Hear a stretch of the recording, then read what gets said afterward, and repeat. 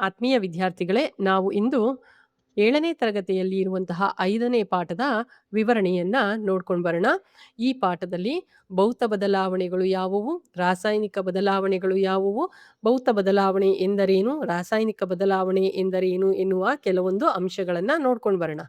ಹಾಗಾದ್ರೆ ನಾವು ಚಿಂತೆ ಮಾಡೋದಾದ್ರೆ ನಮ್ಮ ಸುತ್ತಮುತ್ತಲು ಯಾವೆಲ್ಲ ಬದಲಾವಣೆ ಆಗುತ್ತೆ ಅಂತ ನಾವು ಸ್ವಲ್ಪ ಜ್ಞಾಪಿಸ್ಕೊಳ್ತಾ ಬಂದ್ರೆ ಇಲ್ಲಿ ನೋಡಬಹುದು. ನಾವು ಒಂದು ಸೇಬು ಹಣ್ಣನ್ನ ಕತ್ತರಿಸಿದಾಗ ಅದು ಬಣ್ಣದಲ್ಲಿ ಬದಲಾಗುವುದನ್ನ ನಾವು ಗಮನಿಸಬಹುದು. ಊಟ ಮಾಡಿದ ನಂತರ ಜೀರ್ಣಕ್ರಿಯೆ ನಡೆಯುವಂಥದ್ದು ಸಣ್ಣ ಕರಳು ದೊಡ್ಡ ಕರಳಿನಲ್ಲಿ ಯಾವ ಬದಲಾವಣೆ ಆಗುತ್ತೆ, ಅಥವಾ ನಮ್ಮ ಜಠರದಲ್ಲಿ ಯಾವ ಬದಲಾವಣೆ ಆಗಬಹುದು, ಅಥವಾ ಕಬ್ಬಿಣದ ಚೂರನ್ನ ಮ್ಯಾಗ್ನೆಟ್ ಹತ್ರ ತೆಗೆದುಕೊಂಡು ಬಂದ್ರೆ ಏನೆಲ್ಲ ಆಗಬಹುದು, ಅಥವಾ ಮ್ಯಾಗ್ನಿಫೈಡ್ ಲೆನ್ಸ್ ಸೂರ್ಯನ ಬೆಳಕಿಗೆ ಒಂದು ಪೇಪರ್ನ ಮೇಲೆ ಹಿಡಿದಾಗ ಏನಾಗುತ್ತೆ, ಈ ರೀತಿಯಾಗಿ ಅನೇಕ ಬದಲಾವಣೆಗಳನ್ನ ನಾವು ನೋಡಬಹುದು. ಜಸ್ಟ್ ಚಿತ್ರಗಳನ್ನ ಕೊಟ್ಟಿದ್ರಲ್ಲ, ಆ ಚಿತ್ರಗಳನ್ನ ಇಟ್ಕೊಂಡು ಎಕ್ಸಾಂಪಲ್ ಆಗಿ ತಗೊಂಡೆ. ಇಲ್ಲೂ ಕೂಡ ಅದೇ ರೀತಿ ಅನೇಕ ಎಕ್ಸಾಂಪಲ್ಗಳನ್ನ ಕೊಟ್ಟಿದ್ದಾರೆ. ಏನ್ ಎಕ್ಸಾಂಪಲ್ ಅಂತ ಹೇಳಿದ್ರೆ, ಮಂಜುಗಡ್ಡೆಯನ್ನ ಇಟ್ಟಿದ್ದಾರೆ. ಒಂದು ಮಂಜುಗಡ್ಡೆಯನ್ನ ಫ್ರಿಡ್ಜ್ನಿಂದ ತೆಗೆದುಕೊಂಡು ಹೊರಗಡೆ ಇಟ್ಟಾಗ ಸ್ವಲ್ಪ ಸಮಯದ ನಂತರ ಅದು ಕರಗಿ ನೀರಾಗುತ್ತೆ. ಅಂದ್ರೆ ಘನರೂಪದಲ್ಲಿ ಇದ್ದಿದ್ದು ಏನಾಯ್ತು, ದ್ರವರೂಪಕ್ಕೆ ಬಂದಿದೆ ಅಂತ ನಾವು ಹೇಳಬಹುದು. ಇನ್ನೊಂದು ಎಕ್ಸಾಂಪಲ್ನ ನೋಡಿದ್ರೆ, ಒಂದು ಹೂವು ಹಿಂದಿನ ದಿನ ನೋಡಿದಾಗ ಅದು ಮೊಗ್ಗಾಗಿತ್ತು, ಈ ದಿನ ನೋಡಿದಾಗ ಅದು ಅರಳಿ ಹೂವಾಗಿದೆ. ಹಾಗಾದ್ರೆ ಇದೆಲ್ಲ ಎಂತಹ ಬದಲಾವಣೆ ಆಗಿರಬಹುದು? ಇನ್ನೊಂದು ಎಕ್ಸಾಂಪಲ್ ಅನ್ನ ಕೊಟ್ಟಿದ್ದಾರೆ. ಫ್ರಿಡ್ಜ್ನಿಂದ ನೀರು ತೆಗೆದಾಗ ತುಂಬಾ ಕೋಲ್ಡ್ ಇತ್ತು, ಸ್ವಲ್ಪ ಹೊತ್ತಿನ ನಂತರ ಆ ಕೋಲ್ಡ್ ಎಲ್ಲ ಹೊರಟೋಗಿದೆ, ತಂಪಾದ ಒಂದು ನೀರು ಹೋಗಿ ಮಾಮೂಲಿ ನಾರ್ಮಲ್ ವಾಟರ್ ತರ ಆಗಿದೆ. ಮತ್ತೆ ಇನ್ನೊಂದು ಬಾಳೆಹಣ್ಣಿನ ಎಕ್ಸಾಂಪಲ್ ಅನ್ನ ಕೊಟ್ಟಿದ್ದಾರೆ. ಇಂದು ಬಾಳೆಹಣ್ಣನ್ನ ನೋಡಿದಾಗ ಅದರಲ್ಲಿ ಕೇವಲ ಕೆಲವೊಂದು 5-6 ಚುಕ್ಕೆಗಳು, ಸ್ವಲ್ಪನೇ ಕೆಲವೊಂದು ಚುಕ್ಕೆಗಳನ್ನ ನಾವು ಬಾಳೆಹಣ್ಣಿನ ಮೇಲೆ ನೋಡಬಹುದು. ಆದ್ರೆ ನಂತರದ ದಿನದಲ್ಲಿ ನೋಡಿದಾಗ, ನೆಕ್ಸ್ಟ್ ಡೇ ನೋಡಿದಾಗ ಹೆಚ್ಚು ಕಂದು ಬಣ್ಣದ ಚುಕ್ಕೆಗಳನ್ನ ನೋಡ್ತೀವಿ. ಇದಕ್ಕೆಲ್ಲ ಏನ್ ಕಾರಣ? ಒಂಥರ ಗಾಢವಾದ ವಾಸನೆಯನ್ನು ಕೂಡ ಬೀರ್ತಾ ಇರುತ್ತೆ ಬಾಳೆಹಣ್ಣಿನ ವಾಸನೆ. ಹಾಗಾದ್ರೆ ಇದೆಲ್ಲ ಏನು ಅಂತ ತಿಳ್ಕೊಳ್ಬೇಕಾಗುತ್ತೆ. ಇದೆಲ್ಲ ಕೆಲವೊಂದು ರೀತಿಯ ಬದಲಾವಣೆಗಳು. ಹಾಗಾದ್ರೆ ಇವೆಲ್ಲ ಏನು ಬದಲಾವಣೆ ಅನ್ನೋದನ್ನ ಈ ಪಾಠದಲ್ಲಿ ಕೊಟ್ಟಿದ್ದಾರೆ. ಯಾವ ರೀತಿಯ ಬದಲಾವಣೆಗಳಿದೆ, ಅದಕ್ಕೆ ಉದಾಹರಣೆಗಳೇನು ಅನ್ನೋದನ್ನ ನಾವೀಗ ನೋಡೋಣ. ಇಲ್ಲಿ ಒಂದು ಕೋಷ್ಟಕವನ್ನ ಕೊಟ್ಟಿದ್ದಾರೆ. ಆ ಕೋಷ್ಟಕವನ್ನ ಗಮನಿಸೋಣ ಈಗ. ಈ ಒಂದು ಪಟ್ಟಿಯನ್ನ ಫಿಲ್ ಮಾಡೋದಕ್ಕೂ ಮುಂಚೆ ನಾವು ಭೌತ ಬದಲಾವಣೆ ಎಂದರೇನು, ರಾಸಾಯನಿಕ ಬದಲಾವಣೆ ಎಂದರೇನು ಅಂತ ತಿಳ್ಕೊಳ್ಬೇಕಾಗುತ್ತೆ. ಹಾಗಾದ್ರೆ ಭೌತ ಬದಲಾವಣೆ ಅಂತ ಹೇಳಿದ್ರೆ ಅಲ್ಲಿ ಯಾವ ಹೊಸ ವಸ್ತುವು ಉತ್ಪತ್ತಿ ಆಗಿರೋದಿಲ್ಲ, ಆ ಬದಲಾವಣೆಯಲ್ಲಿ ಹೊಸ ವಸ್ತು ಉತ್ಪತ್ತಿ ಆಗಿರೋದಿಲ್ಲ, ಮತ್ತೆ ನಾವು ಮರಳಿ ಆ ವಸ್ತುವನ್ನ ಪಡೆದುಕೊಳ್ಳಬಹುದು. ಈ ರೀತಿಯಾದಂತಹ ಯಾವ ವಸ್ತು ಬದಲಾವಣೆಗೆ ಒಳಪಟ್ಟಿರುತ್ತೆ, ಏನು ಬದಲಾಗಿರೋದಿಲ್ಲ. ಭೌತ ಬದಲಾವಣೆ ಆಗಿರಬಹುದು, ನೋಡೋದಕ್ಕೆ ಶೇಪು ಆಕಾರ ಆ ಥರ ಚೇಂಜ್ ಆಗಿರಬಹುದು, ಒಳಗಡೆ ರಾಸಾಯನಿಕವಾಗಿ ಯಾವ ಬದಲಾವಣೆ ಕ್ರಿಯೆ ನಡೆದಿರೋದಿಲ್ಲ, ಹೊಸ ವಸ್ತು ಉಂಟಾಗೋದಿಲ್ಲ. ಇಂತಹ ಬದಲಾವಣೆಯನ್ನ ಭೌತ ಬದಲಾವಣೆ ಅಂತ ಹೇಳ್ತೇವೆ. ಇನ್ನು ರಾಸಾಯನಿಕ ಬದಲಾವಣೆ ಅಂತ ಹೇಳಿದ್ರೆ, ರಾಸಾಯನಿಕ ಕ್ರಿಯೆ ನಡೆದಿರುತ್ತೆ, ಹೊಸ ವಸ್ತು ಉಂಟಾಗಿರುತ್ತೆ, ಬಣ್ಣದಲ್ಲಿ ಬದಲಾವಣೆ ಆಗಿರುತ್ತೆ, ಅಥವಾ ಉಷ್ಣದಲ್ಲಿ ಬದಲಾವಣೆ ಆಗಿರಬಹುದು. ಈ ರೀತಿಯಾಗಿ ರಾಸಾಯನಿಕವಾಗಿ ಬದಲಾವಣೆ ಆಗಿರುತ್ತೆ. ಅಂತಹದ್ದನ್ನ ಒಟ್ಟಾರೆಯಾಗಿ ಹೊಸ ವಸ್ತು ಉಂಟಾಗಿರ್ಬೇಕು, ಮತ್ತೆ ಅದನ್ನ ಪುನಃ ಮರಳಿ ಒರಿಜಿನಲ್ ವಸ್ತು ಏನಿದೆ ಮರಳಿ ಪಡ್ಕೊಳ್ಳೋದಕ್ಕೆ ಸಾಧ್ಯವಾಗೋ ರಾಸಾಯನಿಕ ಕ್ರಿಯೆ ನಡೆದಿರುತ್ತೆ. ಅಂಥದ್ದನ್ನ ರಾಸಾಯನಿಕ ಬದಲಾವಣೆ ಅಂತಾರೆ. ಭೌತ ಬದಲಾವಣೆ ಅಂತ ಹೇಳಿದ್ರೆ ಮರಳಿ ಆ ವಸ್ತುವನ್ನ ನಾವು ಪಡ್ಕೊಳ್ಬಹುದು ಒರಿಜಿನಲ್ ಆಗಿ. ಅಂದ್ರೆ ಆ ಆಕಾರದಲ್ಲಿ ಎಲ್ಲ ಚೇಂಜ್ ಇರಬಹುದು, ಬಟ್ ಮರಳಿ ಆ ವಸ್ತುವನ್ನ ಪಡ್ಕೊಳ್ಬಹುದು, ಹೊಸ ವಸ್ತು ಉಂಟಾಗಿರೋದಿಲ್ಲ. ಅಂಥದ್ದನ್ನ ಭೌತ ಬದಲಾವಣೆ ಅಂತ ಹೇಳ್ತಾರೆ. ಹಾಗಾದ್ರೆ ಬನ್ನಿ ನೋಡೋಣ ಮೊದಲನೇ ಎಕ್ಸಾಂಪಲ್ ಏನು ಅಂತ. ದ್ರವಿಸುತ್ತಿರುವ ಮಂಜುಗಡ್ಡೆಗಳು ಅಂತ ಹೇಳ್ತಾರೆ. ಗೊತ್ತಿದೆ, ನೀರನ್ನ ಫ್ರಿಡ್ಜ್ಗೆ ಇಟ್ರೆ ಮಂಜುಗಡ್ಡೆ ಆಗುತ್ತೆ, ಮತ್ತೆ ಮಂಜುಗಡ್ಡೆಯನ್ನ ಹೊರಗಡೆ ತೆಗೆದ್ರೆ ನೀರಾಗುತ್ತೆ ಅನ್ನೋದು ಗೊತ್ತಾಗಿದೆ. ಅಂದ್ರೆ ಒಂದು ಸ್ಥಿತಿಯಿಂದ ಮತ್ತೊಂದು ಸ್ಥಿತಿಗೆ ಅದನ್ನ ಬದಲಾವಣೆ ಮಾಡಬಹುದು. ಹಾಗಾದ್ರೆ ಪುನಃ ನಾವು ಮರಳಿ ಆ ವಸ್ತುವನ್ನ ಪಡ್ಕೊಳ್ಬಹುದು ಅಂತ ಹೇಳಿದ್ರೆ ಇದನ್ನ ಭೌತ ಬದಲಾವಣೆ ಅಂತ ಹೇಳ್ಬಹುದು. ಈಗ ನೋಡೋಣ ಎರಡನೇ ಉದಾಹರಣೆ, ತರಕಾರಿಗಳನ್ನ ಕತ್ತರಿಸೋದು. ಕತ್ತರಿಸಿದ್ರೆ ತುಂಡಾಗುತ್ತೆ ಅಷ್ಟೇ ಹೊರತು ಪೀಸ್ ಆಗುತ್ತೆ ತರಕಾರಿಗಳು, ಯಾವ ಹೊಸ ವಸ್ತು ಉತ್ಪತ್ತಿ ಆಗಿಲ್ಲ. ಆದ್ರಿಂದ ಇದನ್ನ ಭೌತ ಬದಲಾವಣೆ ಅಂತ ನಾವು ಹೇಳಬಹುದು. ಮೂರನೇ ಉದಾಹರಣೆ ಅಂತ ಬಂದ್ರೆ ಕುದಿಯುವ ನೀರು. ಈ ಕುದಿಯುವ ನೀರು ಅಂತ ಹೇಳಿದಾಗ ನಮಗೆ ಆವಿ ಸಿಗುತ್ತೆ, ಆ ಆವಿಯನ್ನ ಕಲೆಕ್ಟ್ ಮಾಡಿದಾಗ ಮತ್ತೆ ನೀರನ್ನ ನಾವು ಮರಳಿ ಪಡಿಬಹುದು. ಇದು ಕೂಡ ಭೌತ ಬದಲಾವಣೆ ಅಂತ ನಾವು ಹೇಳಬಹುದು. ನೆಕ್ಸ್ಟ್ ಬಂದ್ರೆ ಜೋಳದಿಂದ ಪಾಪ್ಕಾರ್ನ್ ತಯಾರಿಸುವುದು. ಇದು ಕೂಡ ಭೌತ ಬದಲಾವಣೆ. ಹೊಸ ವಸ್ತು ಉತ್ಪತ್ತಿ ಆಗಿಲ್ಲ, ಆದ್ರೆ ಪಾಪ್ಕಾರ್ನ್ ಏನಾಗಿದೆ, ಒಂದು ಹರಳಿದೆ, ಹರಳೋದು ಅಂತ ಹೇಳ್ತಾರಲ್ಲ ಆ ರೀತಿ ಪಾಪ್ಕಾರ್ನ್ ಹರಳಿದೆ. ಆದ್ದರಿಂದ ಇದೊಂದು ಫಿಸಿಕಲ್ ಚೇಂಜ್ ಅಂತಾನೆ ಹೇಳಬಹುದು. ಪಾಪ್‌ಕಾರ್ನ್‌ನಿಂದ ಹೊಸ ಏನು ಕೆಮಿಕಲ್ ಚೇಂಜಸ್ಸು, ಏನು ರಾಸಾಯನಿಕ ಬದಲಾವಣೆ ಏನು ಆಗೋದಿಲ್ಲ. ಏನು ಉಷ್ಣತೆ ಕೊಟ್ಟಿರ್ತೀವಿ ನಾವು, ಅದರಿಂದ ಜೋಳದ ಒಳಗಿರುವ ನೀರಿನ ಅಂಶ ಎಲ್ಲ ಆವಿಯಾಗಿ ಹೋಗಿ ಅದು ಪಾಪ್‌ಕಾರ್ನ್ ಆಗುವಂಥದ್ದು. ಇಲ್ಲಿ ರಾಸಾಯನಿಕ ಕ್ರಿಯೆ ನಡೆಯಲ್ಲ, ಹೊಸ ವಸ್ತು ಉತ್ಪತ್ತಿಯಾಗಲ್ಲ. ಅದಕ್ಕೆ ಇದನ್ನ ಭೌತ ಬದಲಾವಣೆ ಅಂತ ನಾವು ಹೇಳ್ಬಹುದು. ಮತ್ತೊಂದು ಎಕ್ಸಾಂಪಲ್ ಅಂತ ಬಂದ್ರೆ, ಕಾಗದದ ಚೂರನ್ನ ಕತ್ತರಿಸುವಂಥದ್ದು. ಇಲ್ಲಿ ಸುಡುವುದಲ್ಲ. ಕಾಗದದ ಚೂರನ್ನ ಸುಡೋದಾಗಿದ್ರೆ ರಾಸಾಯನಿಕ ಬದಲಾವಣೆ ಆಗ್ತಾ ಇತ್ತು. ಆದ್ರೆ ಇಲ್ಲಿ ಕಾಗದದ ಚೂರನ್ನ ಕತ್ತರಿಸುವುದು ಭೌತ ಬದಲಾವಣೆ ಆಗಿರುತ್ತೆ. ಯಾಕೆ ಅಂತ ಹೇಳಿದ್ರೆ ಅಲ್ಲೂ ಕೂಡ ಒಂದು ಹೊಸ ವಸ್ತು ಉತ್ಪತ್ತಿ ಆಗಿಲ್ಲ. ಯಾವುದೇ ಒಂದು ರಾಸಾಯನಿಕ ಕ್ರಿಯೆ ನಡೆದಿರೋದಿಲ್ಲ. ಅದಕ್ಕೋಸ್ಕರ ಅದು ಕೂಡ ಭೌತ ಬದಲಾವಣೆ. ಇನ್ನು ನೆಕ್ಸ್ಟ್ ಬಂದ್ರೆ ಬೀಟ್ರೂಟ್ ಸಾರವನ್ನು ನೀರಿಗೆ ಸೇರಿಸುವುದು. ಇಲ್ಲಿ ಜಸ್ಟ್ ಬೀಟ್ರೂಟ್ ರಸವನ್ನ ನೀರಿಗೆ ಸೇರಿಸ್ತಾ ಇದ್ದಾರೆ ಹೊರತು ಏನು ಇಲ್ಲಿ ರಾಸಾಯನಿಕವಾಗಿ ಪರಿವರ್ತನೆ ಆಗ್ತಾ ಇಲ್ಲ. ಇದು ಡೈಲ್ಯೂಟ್ ಆಗ್ತಾ ಇದೆ ಅಷ್ಟೇ. ಸ್ಟ್ರಾಂಗ್ ಇದ್ದಿದ್ದು, ಕಾನ್ಸಂಟ್ರೇಟೆಡ್ ಇದ್ದಿದ್ದು ಡೈಲ್ಯೂಟ್ ಆಗ್ತಾ ಇದೆ ಅಷ್ಟೇ ಹೊರತು ಯಾವ ಹೊಸ ವಸ್ತು ಉತ್ಪತ್ತಿ ಆಗಿಲ್ಲ, ಮತ್ತೆ ರಾಸಾಯನಿಕ ಕ್ರಿಯೆ ಕೂಡ ನಡೆದಿಲ್ಲ. ಆದ್ದರಿಂದ ಇದು ಕೂಡ ಭೌತ ಬದಲಾವಣೆ ಅಂತ ನಾವು ಹೇಳಬಹುದು. ಕಟ್ಟಿಗೆಯನ್ನ ಸುಡುವುದು ಅಂತ ಹೇಳಿದಾಗ, ಕಟ್ಟಿಗೆ ಸುಟ್ಟಾಗ ನಮಗೆ ಇದ್ದಿಲು ಸಿಗುತ್ತೆ. ಹಾಗಾದ್ರೆ ಹೊಸ ವಸ್ತು ಉತ್ಪತ್ತಿಯಾಗಿದೆ, ಕಾರ್ಬನ್ ಆಗಿ ಅದು ಬದಲಾಗುತ್ತೆ. ಆದ್ದರಿಂದ ಇದನ್ನ ರಾಸಾಯನಿಕ ಬದಲಾವಣೆ ಅಂತ ಹೇಳ್ಬೋದು. ಕಟ್ಟಿಗೆಯನ್ನ ಕತ್ತರಿಸುವುದು ಅಂತ ಹೇಳಿದಾಗ ಭೌತ ಬದಲಾವಣೆ ಆಗುತ್ತೆ. ಆದ್ರೆ ಕಟ್ಟಿಗೆಯನ್ನ ಸುಟ್ಟಾಗ ನಮಗೆ ಹೊಸ ವಸ್ತು ಉತ್ಪತ್ತಿ ಆಯ್ತು ನೋಡಿ, ಇದ್ದಿಲು ಆಗುತ್ತೆ ನೋಡಿ. ಆದ್ದರಿಂದ ಅದನ್ನ ರಾಸಾಯನಿಕ ಬದಲಾವಣೆ ಅಂತ ಹೇಳಬಹುದು. ಒದ್ದೆ ಬಟ್ಟೆಗಳನ್ನ ಒಣಗಿಸೋದು ಅಂತ ಹೇಳಿದಾಗ, ನಾವು ಎಷ್ಟೇ ಬಟ್ಟೆಗಳನ್ನ ಒದ್ದೆ ಮಾಡ್ಲಿ, ಅದು ಸ್ವಲ್ಪ ಹೊತ್ತಿನ ನಂತರ ನೀರೆಲ್ಲ ಆವಿಯಾಗಿ ಒಣಗುತ್ತೆ. ಒಣ ಬಟ್ಟೆ ಮತ್ತೆ ನಾವು ಪಡ್ಕೊಳ್ಬಹುದು. ಆದ್ದರಿಂದ ಇದು ಕೂಡ ಭೌತ ಬದಲಾವಣೆ ಅಂತ ನಾವು ಹೇಳಬಹುದು. ಹಿಟ್ಟಿನ ಸಣ್ಣ ಉಂಡೆಗಳನ್ನ ತಯಾರಿಸುವುದು ಅಂತ ಹೇಳಿದಾಗ, ಈ ಹಿಟ್ಟು ಈಗಾಗಲೇ ಇದೆ, ಅದರಲ್ಲಿ ಸಣ್ಣ ಉಂಡೆ ಮಾತ್ರ ತಯಾರಿಸ್ತಾ ಇದ್ದಾರೆ. ಯಾವ ಹೊಸ ವಸ್ತು ಕೂಡ ಉತ್ಪತ್ತಿಯಾಗಿಲ್ಲ. ಅದಕ್ಕೋಸ್ಕರ ಇದು ಕೂಡ ಭೌತ ಬದಲಾವಣೆ. ಇನ್ನು ಹಿಟ್ಟಿನ ಸಣ್ಣ ಉಂಡೆಗಳನ್ನ ಚಪಾತಿಗಳಾಗಿ ಪರಿವರ್ತಿಸೋದು. ಚಪಾತಿ ಬೆಂದ ನಂತರ ಆದ್ರೆ ರಾಸಾಯನಿಕ ಬದಲಾವಣೆ ಅಂತ ಹೇಳಬಹುದು. ಆದ್ರೆ ಚಪಾತಿನ ಲಟ್ಟಿಸೋದು ಅಂತ ಬಂದಾಗ ಭೌತ ಬದಲಾವಣೆ ಆಗತ್ತೆ. ಇಲ್ಲಿ 2 ಬದಲಾವಣೆಗಳನ್ನ ನಾವು ನೋಡಬಹುದು. ಅಂದ್ರೆ ಹಿಟ್ಟನ್ನ ತಗೊಂಡು ನಾವು ಚಪಾತಿಗಳನ್ನಾಗಿ ಲಟ್ಟಿಸಿದ್ರೆ, ಬರೀ ಲಟ್ಟಿಸಿದ್ರೆ ಅದು ಭೌತ ಬದಲಾವಣೆ. ಅದನ್ನ ಬೇಯಿಸಿದ್ರೆ ರಾಸಾಯನಿಕ ಬದಲಾವಣೆ. ಹಾಗಾದ್ರೆ ಇಲ್ಲಿ ರಾಸಾಯನಿಕ ಮತ್ತು ಭೌತ ಬದಲಾವಣೆ ಎರಡನ್ನೂ ನಾವು ನೋಡಬಹುದು. ಇದೇ ರೀತಿ ಇತರೆ ಯಾವುದೇ ಬದಲಾವಣೆ ಇದ್ರೆ ನೀವಿಲ್ಲಿ ಮೆನ್ಷನ್ ಮಾಡ್ಬೋದು ಅಂತ ಹೇಳ್ತಾ ಇದ್ದಾರೆ. ಹಾಗಾದ್ರೆ ನೋಡಿ, ಅನೇಕ ವಸ್ತುಗಳು ಇಲ್ಲಿ ಕೊಟ್ಟಿರುವ ಎಕ್ಸಾಂಪಲ್ಗಳಲ್ಲಿ ಭೌತ ಬದಲಾವಣೆನೇ ಆಗಿದೆ. ಕೇವಲ ಕೆಲವೊಂದು ವಸ್ತುಗಳು ನೋಡಿ, ಇಲ್ಲಿ ರಾಸಾಯನಿಕ ಬದಲಾವಣೆ ಇಲ್ಲೊಂದಿದೆ. ಇನ್ನು ಚಪಾತಿದು ಕನ್ಫರ್ಮ್ ಆಗಿ ಯಾವುದು ಅಂತ ಹೇಳ್ಕೊಂಡ್ರೆ ಇಲ್ಲಿ ರಾಸಾಯನಿಕ ಭೌತ ಬದಲಾವಣೆ ಎರಡೂ ನಡೆಯುತ್ತೆ. ಯಾವ ಎಕ್ಸಾಂಪಲ್ನ ನಾವು ತಗೊಂಡಿದೀವಿ ಅದರ ಆಧಾರದ ಮೇಲೆ. ಇನ್ನು ನೆಕ್ಸ್ಟು, ಈ ಬದಲಾವಣೆಗಳು ವಸ್ತು ಅಥವಾ ವಸ್ತುವಿನ ಗಾತ್ರ, ಆಕಾರ, ವಾಸನೆ, ಇತರ ಗುಣಗಳಿಗೆ ಸಂಬಂಧಿಸಿರುವುದು ಆಗಿರ್ಬೋದು. ಗಾತ್ರದಲ್ಲಿ ಚೇಂಜ್ ಆಗ್ಬೋದು, ಆಕಾರದಲ್ಲಿ ಚೇಂಜ್ ಆಗ್ಬೋದು, ಅಥವಾ ವಾಸನೆಯಲ್ಲೂ ಕೂಡ ಚೇಂಜ್ ಆಗ್ಬೋದು. ಅದನ್ನು ನಾವು ಗಮನಿಸಬೇಕಾಗುತ್ತೆ. ಅದರ ಬಗ್ಗೆ ಆಲೋಚನೆ ಮಾಡಬೇಕಾಗುತ್ತೆ, ಏನ್ ಬದಲಾವಣೆ ಆಗ್ತಾ ಇದೆ ಅಂತ ಹೇಳಿ. ನಾವು ನಮ್ಮ ಸುತ್ತಲೂ ಸಂಭವಿಸುವಂತಹ ಈ ಬದಲಾವಣೆಗಳನ್ನ ನೋಡೋದ್ರ ಮುಖಾಂತರ, ವಾಸನೆ ತಿಳ್ಕೊಳ್ಳೋದ್ರ ಮುಖಾಂತರ, ಅವುಗಳನ್ನ ಮುಟ್ಟುವುದರ ಮುಖಾಂತರ, ಕೇಳಿಸಿಕೊಳ್ಳುವುದರ ಮುಖಾಂತರ, ಅಥವಾ ರುಚಿಯ ಸಹಾಯದಿಂದ ಅವುಗಳನ್ನೆಲ್ಲ ಬದಲಾವಣೆ ಆಗಿದ್ಯಾ ಇಲ್ವಾ ಅಂತ ಗಮನಿಸ್ತೀವಿ. ಹಾಗಾದ್ರೆ ಇಂತಹ ಬದಲಾವಣೆಗಳನ್ನ ವರ್ಗೀಕರಿಸಬಹುದೇ ಅಂತ ಕೇಳ್ತಾ ಇದ್ದಾರೆ. ಹೌದು, ಇಂತಹ ಬದಲಾವಣೆಗಳನ್ನ ನಾವು ವರ್ಗೀಕರಿಸಬಹುದು. ಈಗಾಗಲೇ ನಾವು ವರ್ಗೀಕರಣ ಮಾಡಿದೀವಿ, ಭೌತ ಬದಲಾವಣೆ ಮತ್ತು ರಾಸಾಯನಿಕ ಬದಲಾವಣೆ ಅಂತ ಹೇಳಿ.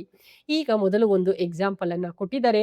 ಒಂದು ವಸ್ತುವು ತನ್ನ ಗೋಚರತೆಯಲ್ಲಿ ಬದಲಾಗಬಹುದು, ಆದರೆ ಹಾಗೆಯೇ ಉಳಿಯುತ್ತದೆ ಅಂತ ಹೇಳಿ ಒಂದು ಎಕ್ಸಾಂಪಲ್ ಅನ್ನ ಕೊಟ್ಟಿದ್ದಾರೆ. ಅಂದ್ರೆ ನೋಡೋದಕ್ಕೆ ಚೇಂಜ್ ಆಗಿರಬಹುದು, ಅದರ ಆಕಾರದಲ್ಲಿ, ಅಥವಾ ಅದರ ಆಕಾರ ಅಥವಾ ಅದರ ಡಿಸೈನ್ಗಳಲ್ಲಿ ಚೇಂಜ್ ಆಗಿರಬಹುದು. ಆದರೆ ಆ ವಸ್ತು ಹಾಗೆ ಉಳ್ಕೊಂಡಿರುತ್ತೆ ಒರಿಜಿನಲ್ ಆಗಿ ಅಂತ ಹೇಳೋದಕ್ಕೆ ಒಂದು ಎಕ್ಸಾಂಪಲ್ ಕೊಟ್ಟಿದ್ದಾರೆ.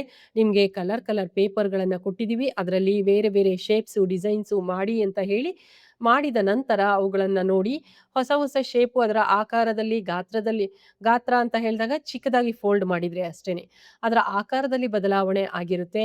ಮತ್ತೆ ಆ ಪೇಪರ್ ಫೋಲ್ಡಿಂಗ್ ತೆಗೆದಾಗ ಒರಿಜಿನಲ್ ಪೇಪರ್ ಮತ್ತೆ ನಮಗೆ ಸಿಗುತ್ತೆ. ಮಡಚಿರುವಂತಹ ಗೆರೆಗಳು ಇರಬಹುದೇ ಹೊರತು ಏನು ಹೊಸ ವಸ್ತು ಉತ್ಪತ್ತಿ ಆಗಿರೋದಿಲ್ಲ. ಹಾಗಾದ್ರೆ ಈ ತರ ಡಿಸೈನ್ ಮಾಡಿದಂತಹ ಪೇಪರ್ಗಳು, ಹಾಳೆಗಳೆಲ್ಲ ಏನಂತ ಹೇಳ್ಬೋದು? ಭೌತ ಬದಲಾವಣೆ ಅಂತ ಹೇಳಬಹುದು, ಮೊದಲನೇದು. ಇನ್ನ ಎರಡನೇ ಎಕ್ಸಾಂಪಲ್ ಕೊಟ್ಟಿದ್ದಾರೆ. ಬಲೂನಿನೊಂದಿಗೆ ಆಟ ಅಂತ ಹೇಳ್ತಾ ಇದ್ದಾರೆ. ಒಂದು ಬಲೂನ್ ಅನ್ನ ತೆಗೆದುಕೊಂಡು ಅದಕ್ಕೆ ಗಾಳಿ ತುಂಬುವಂಥದ್ದು, ಗಾಳಿ ತುಂಬಿ ಬಿಗಿಯಾಗಿ ಹಿಡ್ಕೊಳ್ಳೋದು, ನಂತರ ಸಣ್ಣದಾಗಿ ಸಡಿಲಿಸಿ ಗಾಳಿಯನ್ನ ಹೊರ ಹೋಗೋದಕ್ಕೆ ಬಿಡುವಂಥದ್ದು.